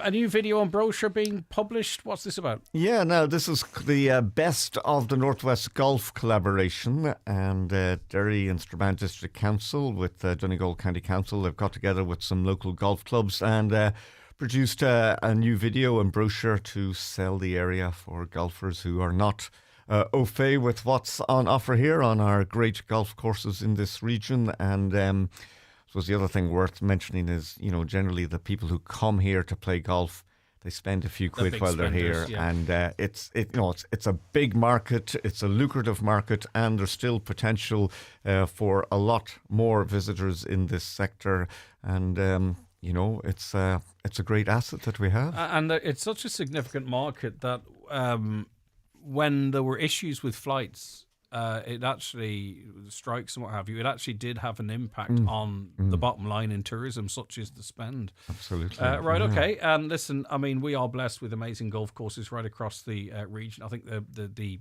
links courses stand out, but some great parkland courses as well. So it's an easy sell. You just have to get it in front of the right eyes. National Broadband Plan. Now, this famous plan, it continues to be rolled out across the country and places all over Donegal. But just to let people know that amongst the places that now have fibre broadband is Rutland Island, just off Burton Port, and National Broadband Ireland. They've even done a little video all about it. So, it's great to see that it's touching into very remote places, and of course it means people in these areas have access to the wonderful World Wide Web and which they all also that it entails. already do through Elon Musk's Starlink project. It's fascinating. Have you seen the string of satellites after they've launched that they're low in orbit? It really is I've a heard about it. remarkable No, I haven't thing seen to see. it. I saw them heading up Lurgy Brack one evening. It must have just been around the right time because they're at a low orbit and then they sort of go higher up into the orbit. And just this string, perfectly, they're moving it. They've been released by the ship and they're moving into orbit. Just this string of satellites is really quite remarkable. And we're going to have our home deliveries, of course, with our drones in the skies as well. Yeah. Balbriggan apparently is the place to be to get Can your pizza by a drone. Yeah. That here, though, with how far they'd have to travel and blowing all over the place. I can see it happening in Letterkenny. But I've seen them before and they're quite noisy. And it seems that they hover over, your front garden or whatever, particularly in urban areas, and they just drop it down on a string. Yeah, it's going to be interesting. Looking forward to it. But is there pineapple on the pizza? Well, there should be because pineapple belongs on pizza. No. Yes. No. Yes, no, indeed. no, and I've no, actually no. recently been a convert to a bit of pineapple in a chicken curry. A bit fruity, yeah. A bit fruity like myself. Right, okay. Energy efficiency Yeah, grants. just to let people know, now this has been a very successful grant. Look, it's essentially to make your business more energy efficient, as the name suggests, but businesses with less than 50 employees can avail of this grant to a maximum of €10,000, but significantly the size of the grant, it was 50% support and it's now up to 75%, so that's a fairly chunky grant. So contact the local enterprise office if you want more details on that. Yeah, I was chatting to, I can't remember the gentleman's name just off the top of my head. He heads up one of the big wind energy companies. And he's actually really a great speaker. He'd be a great guest maybe for your podcast. But he was talking about the amount of jobs that are available in wind energy. A lot of electricians and people with other skill sets are retraining through the ETB to try and meet some of these jobs. And they're tailoring courses now in the likes of Derry and what have you to try and increase the output of people proficient in the wide range of jobs that are available in the wind energy sector. Apparently, what I think Indeed is one jobs website, right? There's in excess of 100 jobs in that sector currently available, ranging from, if someone wanted to reskill and not work outdoors as an electrician or something. But it's a remarkable area that mums and dads listening, maybe if your younger person is wondering what to do.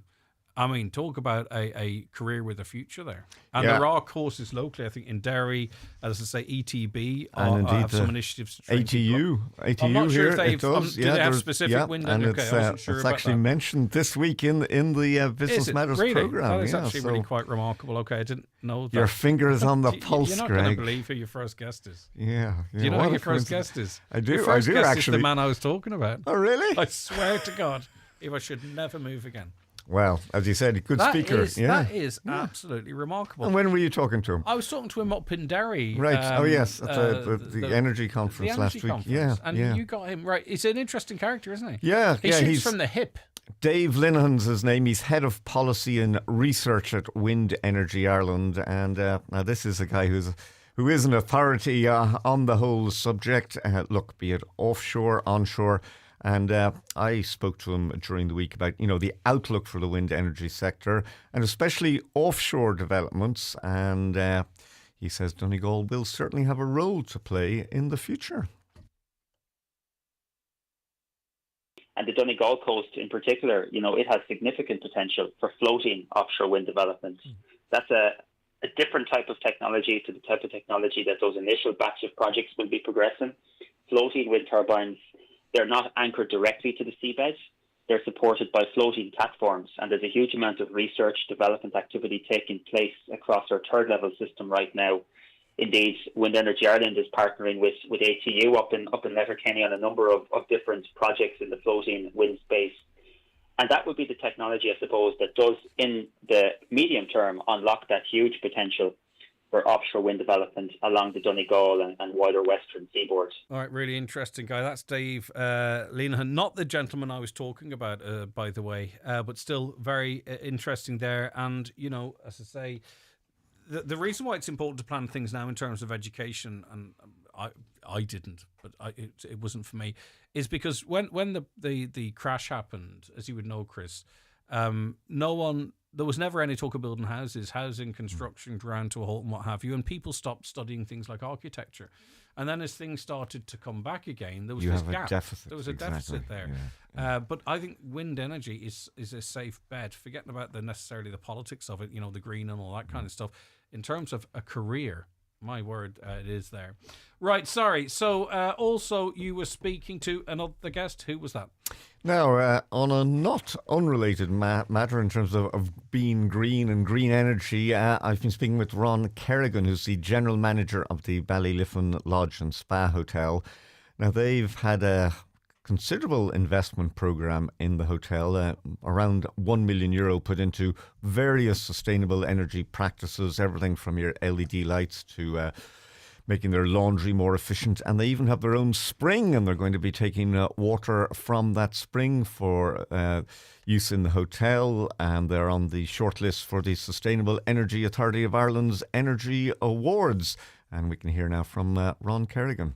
It's obviously been absolutely fantastic for all involved. It's great that we're up for this prestigious award, obviously. And it'll be the icing on the cake for us, really. The amount of work that we've done to date has been very considerable. We've put in a lot of work, and as I said, it'll just be great now to potentially come home with the award. But even if we don't, we're obviously already kind of reaping the rewards from all the investment that we've put in. Yeah, indeed. Load of awards being divvied out in Letterkenny on Friday. I think the Letterkenny Chamber Awards are on Friday. Good luck to, obviously, the Ballyliffin Lodge and Spa Hotel in the SEAI Energy Awards 2024, and good luck to anyone who's in the running, including, I think, some of the team here at Highland in those awards on Friday night. But you have more than two guests. In fact, Darcy, you've got a bumper three. edition, yeah. What's coming? Who's our third? And guest? the third one, I've been speaking with Anne-Marie McLaughlin of II. That's the Inishowen Innovation Hub in Buncrana. They have a big event there next week, and again, a great facility for people, maybe particularly in the startup mode, to foster business development. And we can hear from her now. So Inishowen Innovation, as you said, is a hub in Buncrana, but as the name implies, serves all of Inishowen. We've been open in the new facility for just over a year now. It's a beautiful building, renovated and extended building on St. Oran's Road. We have gigabit fibre broadband and a really nice, productive co-working space that has privacy facilities, excellent coffee and tea, which are very important as well. And the goal of the hub essentially is to drive economic growth and job creation. There you go.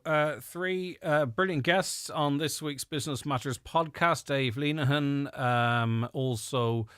who do you have from Ballyliffin? Ron Kerrigan. Ron Kerrigan and Anne McLaughlin then. Anne-Marie McLaughlin. That's all available for you to stream right now, download, listen at your leisure. And it's also broadcast on the radio on Sunday, Chris. That's right, after the 6 o'clock news on Sunday. And if you want to contact me, the email address is best. That's businessmatters@highlandradio.com. Did you ever play golf? No, played a bit of pitch and putt, yeah. Never got the golf balls. No, I didn't, but I think it's a great game. Quite time consuming, but yes, doesn't ruin a good walk. No, but you wouldn't subscribe to that way of thinking. Yeah, no, I think it. The fact I haven't done it. The fact I haven't done it now. No, I'm not going to take it up at this stage. But I enjoy a bit of pitch and putt. Yeah, it's indeed. It is good. It's the actual business end of golf, isn't it? Short and around the green. All right, brilliant stuff. Thanks so much, Chris Ashmore there. Business Matters podcast, as I say, available for you right now. A caller says, when will planning permission be made easier for those looking to build houses? Trying to get planning permission, it's so hard, says a listener there. It's always good, and I think the planning department with the councillor are open to it, is to get a site visit in advance, so you get a good idea of what might or might not be permitted.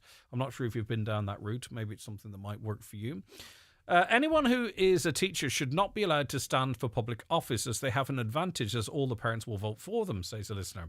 The Minister for Education, Norma Foley, is currently on a career break. If she gets re-elected, she'll go on a longer career break. Career break should be 1 year maximum. Secondly, there's a shortage of teachers, and young teachers try to go abroad. If that's the case, career break should be cancelled. Going abroad is a privilege. They should not be allowed to go. A caller says, I want to vote for Sinn Féin and independents for their redress policies, but in my heart I know their main focus will be border polls and returning the 6 counties. Financially, our country can't afford to add to the population right now. It's kind of interesting in that one of the criticism I've heard of this election campaign is that there's very little talk of a border poll or reunification, which I thought was quite interesting. But there's someone thinking that it will dominate policy. Toilets for transgender school children is the burning issue for many of the youth of today. Why are none of the main parties dealing with this important issue? So what do you mean by that? Can you text in, give us a little bit more detail as to what the issue is there? At the last local elections, canvassers came to our door. My daughter in her 20s answered, and she was asked if her parents were in. Oh, God, what a no-no. Anyway, they gave her leaflets for her parents and never even considered she had a vote. We have 3 young adult voters in this house. That's 5 votes. We encourage them to vote every election, and rightly so. You know what? Isn't it remiss not to engage? That could have been a vote, 2, 3, 4, 5 votes in that house. Canvassers, take note. The 9 till noon show is brought to you by Letterkenny Credit Union, with monster loans available up to €60,000 for all occasions. Visit letterkennycu.ie. The 2024 Northwest Breast Cancer Ball is on Friday the 6th of December in the Silver Tassie Hotel, Letterkenny. A night of great food and entertainment with host Noel Cunningham. Check out the Northwest Breast Cancer Ball's Facebook and Instagram pages for more details. That's Friday the 6th of December in the Silver Tassie Hotel. Tickets are priced just €60 and available from the hotel reception. For day-to-day healthcare needs, generations have trusted the experienced staff at McGee's Chemist Letterkenny. From coughs and colds to aches and pains, from vitamin supplements to first aid essentials. McGee's have what you need when you need it, with a full prescription service available daily. McGee's Chemist, Main Street, Letterkenny. For healthcare help and advice you can always trust. Le níosmó bailí fud na tíre, so lá rion do Hervís bus nasc le líonra úmpar faiblí TFI níos léhanna. So bhád suas le trucha faoin géad nuair a úsáidan tú do charta líb TFI. Le haid tuile eolais faoi sléite agus aomchláir, túir cuairt ar transportforireland.ie. Is sinne Transport for Ireland. Is muid úmpar dit. Celebrate Christmas in style at the Clanry Hotel, Letterkenny. Join us for unforgettable party nights. Friday, December 13th with the Cufflinks Band. Saturday, December 14th with David James and his band. And Saturday, December 21st with Red Alert Band. Enjoy mulled wine on arrival, a festive 4-course dinner and a live DJ for only €49 per person. Book now by calling the Clanry Hotel on 074 9124369 or email sales@clanryhotel.com. Get set for gifting with early Black Friday deals at Dunnes Stores. Like an 8.3-litre Tefal air fryer was $149.95, now just $99.95. A Tassimo or Dolce Gusto coffee machine, now half price at $39.95. And an Oral-B Pro 3 Power Brush for just €55, better than half price. Plus, you can save again with our 10 off 50 grocery voucher. Make Christmas for everyone with Dunnes Stores. Terms and conditions apply. Voucher can be used in the next grocery shop of €50 or more. Highland Radio weather updates with McElhenney's. Find the perfect present for everyone on your list this festive season. Discover the joy of gifting and make Christmas magical with McElhenney's Ballybuffet. Visit us in-store or online at mcelhenneys.com. It'll become increasingly cloudy, some drizzle, mist and hill fog, highest temperatures of 9 to 13 degrees in light variable breezes. Right. Ailish Nicholas joins me now. Hi, Ailish. Hello, Greg. Happy World Kindness Day to you. Yes. Now, you are nominating your little daughter, 8 years old. Talk to me about her. Grace is a very kind-hearted little girl, and I had been looking at a piece of jewellery in Higgerty's in Buncrana in July, and it was my birthday, and I'd said, I'd like that, but I don't need it, you know, and she said, Mummy, just get it, and I said, no, I don't need it, I have lots of jewellery. So her bigger sister was with her, and she said, do you have anywhere else to go? And I said, I might go up to Vodafone just to get credit or whatever. And when I looked around, she was emptying the contents of her purse onto the floor. And I knew she wouldn't have enough. So I went back and said to my eldest daughter, I'm just going to pop up to the shop here, and I handed her some money, knowing that Grace was probably going to try and get it. And God love her, she had went up to the counter and bought it. And the girl had said, is this for your mum? I wrap it specially for her. So she said, we got you a surprise. So obviously I was very emotional when she gave it to me. And I thought, God, she emptied out her wee purse because she knew I liked it. And she is a very kind girl. Oh, and you couldn't put a value on that chain now. It means everything. It's priceless, isn't Absolutely. It means the world to me. Yeah, absolutely. Okay. Because the meaning behind it, and that she had very little, but she gave everything that would contribute towards me getting it. And am I right in saying things aren't necessarily easy at the moment, so this was a real boost at a tough time? Yeah, absolutely. Yeah, okay. She's going through a tough time at the minute, yeah. All right, okay. Well, she's an angel. She's your angel, and she's amazing. Yeah. And we have this voucher for Century Cinema. I think she'd enjoy that. You can go out. She would love it. You can go out and have a bit of crack. Maybe you can take her, or whomever might go and get the popcorn and all that kind of stuff. So, well done to her, Ailish. We'll pass this Century Cinema voucher on to you, and you can decide what to do with it. But I think you've already won the lotto with her anyway. This is just a wee bonus. Yeah, absolutely. Okay. Thank you so much. No problem. It's our pleasure. What a lovely little girl. All right, take care of yourself. Thanks so very much indeed. Claire's with me now. Hiya, Claire. Hi, Greg. How are you? I am doing good. Tell me about Katrina. So I just wanted to nominate Katrina Galler. She is the bus escort on my little boy who has additional needs bus service to school every day. Katrina is just like a real life angel. We faced some difficulties the past year, you know, just the transition to school and everything was difficult for him, and Katrina just goes out of her way every day. Like, she has sensory toys on the bus for the kids, and she has trains because they're a special interest, and just helped every way to make this easier for me. And like, she just loves the kids like her own. She's just been a pillar of strength to me, being honest with you, Greg. She sounds to me like me. her. Yeah, exactly. It sounds to me like the assistance. It's not just, you know, making your little boy comfortable and all of that. She's helping you too in this whole thing. Yeah.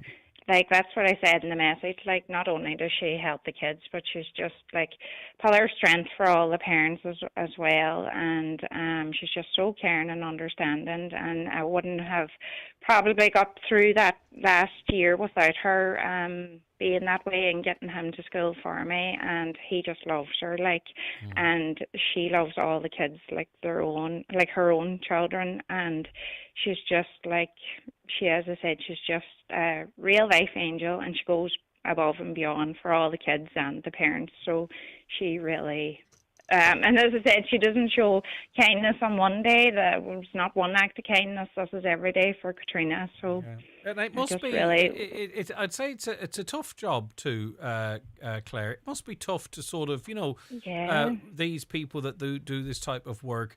you know, they've got their own stuff going on in their lives and all that type of stuff, but you have to turn up to work and you know, put the children first and put, you know, have this smile on the face and all that kind of stuff. It's amazing. Exactly. It's amazing what they do, isn't it? Yeah, because every day that bus arrives here, the door opens, and between the driver and Katrina, you're always greeted with a smile, and like, my little one just runs out and like jumps into the bus now, so happy with her and the driver and everybody. Like, and as you say, everybody has their own issues maybe going on, but when it comes to their own job, then like she is just one in a million, and like she's just always greets us with a smile, and it says gets him on the bus, and he's so happy now going, and it's all down to her and that the makes you kindness, happy. and he just loves her, and that makes my life a lot easier and me a lot happier. Believe me. Do you think we should give Katrina a €50 voucher for Arnold's Hotel? Or do you think we should give her a €50 voucher for County Seat? Both fantastic things. One's kind of clothing, the other maybe lunch. Maybe do Arnold's, yeah. Shall we go to Arnold's? Stuff it. We'll go to Arnold's. Yeah. Okay, brilliant and stuff. She can treat herself maybe to a wee bite to eat, or Exactly. put her And towards a night away. the staff at Arnold's will look after her. It's a brilliant facility there. Claire, what a wonderful conversation. Thanks so much for helping us learn a bit more about the brilliant work much, Greg. our Angel on Earth, Katrina, does. Take care of yourself. Thanks very much indeed. I recently lost my wallet in the car park at Aldi Dunlow. Some very kind person found it and handed it into the store. They didn't leave their name, but I'm so grateful to them for their kindness. That comes in from Mary. I'd like to nominate Catherine Healy, Jack's guard buddy, one of the best. Too many to name. Jack lights up when she visits or we meet her. It would be nice for us to return the favour. Marie said, I would like to nominate my daughters. One of them has been doing anything and everything, like putting money in Christmas cards and buying meals to the homeless on the streets. And my other daughter, who's been suffering with long COVID, which can be very debilitating, who is a fantastic mum and still works so hard in keeping children safe as part of her job. We're so proud of our amazing daughters. There you go. Hello, I just want to tell a story we seen yesterday at Apple Green near Buncrana. We were sat having a cup of tea and saw an older lady struggling with her car. Without having to be prompted, two young men who seemed to be on a break from work somewhere, grabbing food from the deli, went to help her. They went above and beyond, and during this time, so many people came over to help. It took them a while, but they got the car started. It was just so humbling to watch. In reference to the kindness, my son, 17, was out selling door-to-door last evening. He got tongue-tied on the doorstep. The kindly man who answered the door told him to take his time and he'll get it all said. My son came away from that man saying that man is very good and kind, I have to agree. What an important story about the tiny little things or seemingly little things that we can do that can have such an impact on somebody else. Just a little bit of patience, a little bit of guidance, an emotional hand on the shoulder. Take your time, what you have to say. I'm in no panic here. And the son walked away, I'd say shoulders out and stretched and feeling good about themselves. Well done to you. Siobhan Bates is with me now. Hi, Siobhan. Hello, Greg. How are you? I'm feeling kind. Well, I don't feel kind. I'm feeling full of joy at listening to these wonderful stories. We're talking about gifts. All deserving. Tell me about your gift, Siobhan. Well, I suppose my gift comes from a different aspect in life, Greg. My gift came from a donor, and that donor donated their organs, and I was lucky enough to be one of the recipients of the organs in respect of a kidney transplant, which was 25 years ago, there on the 2nd of November. Oh, wow. And I suppose like that, the gratefulness comes onto that for my donor. Right, and I suppose that comes under the banner of organ donation for the act of kindness.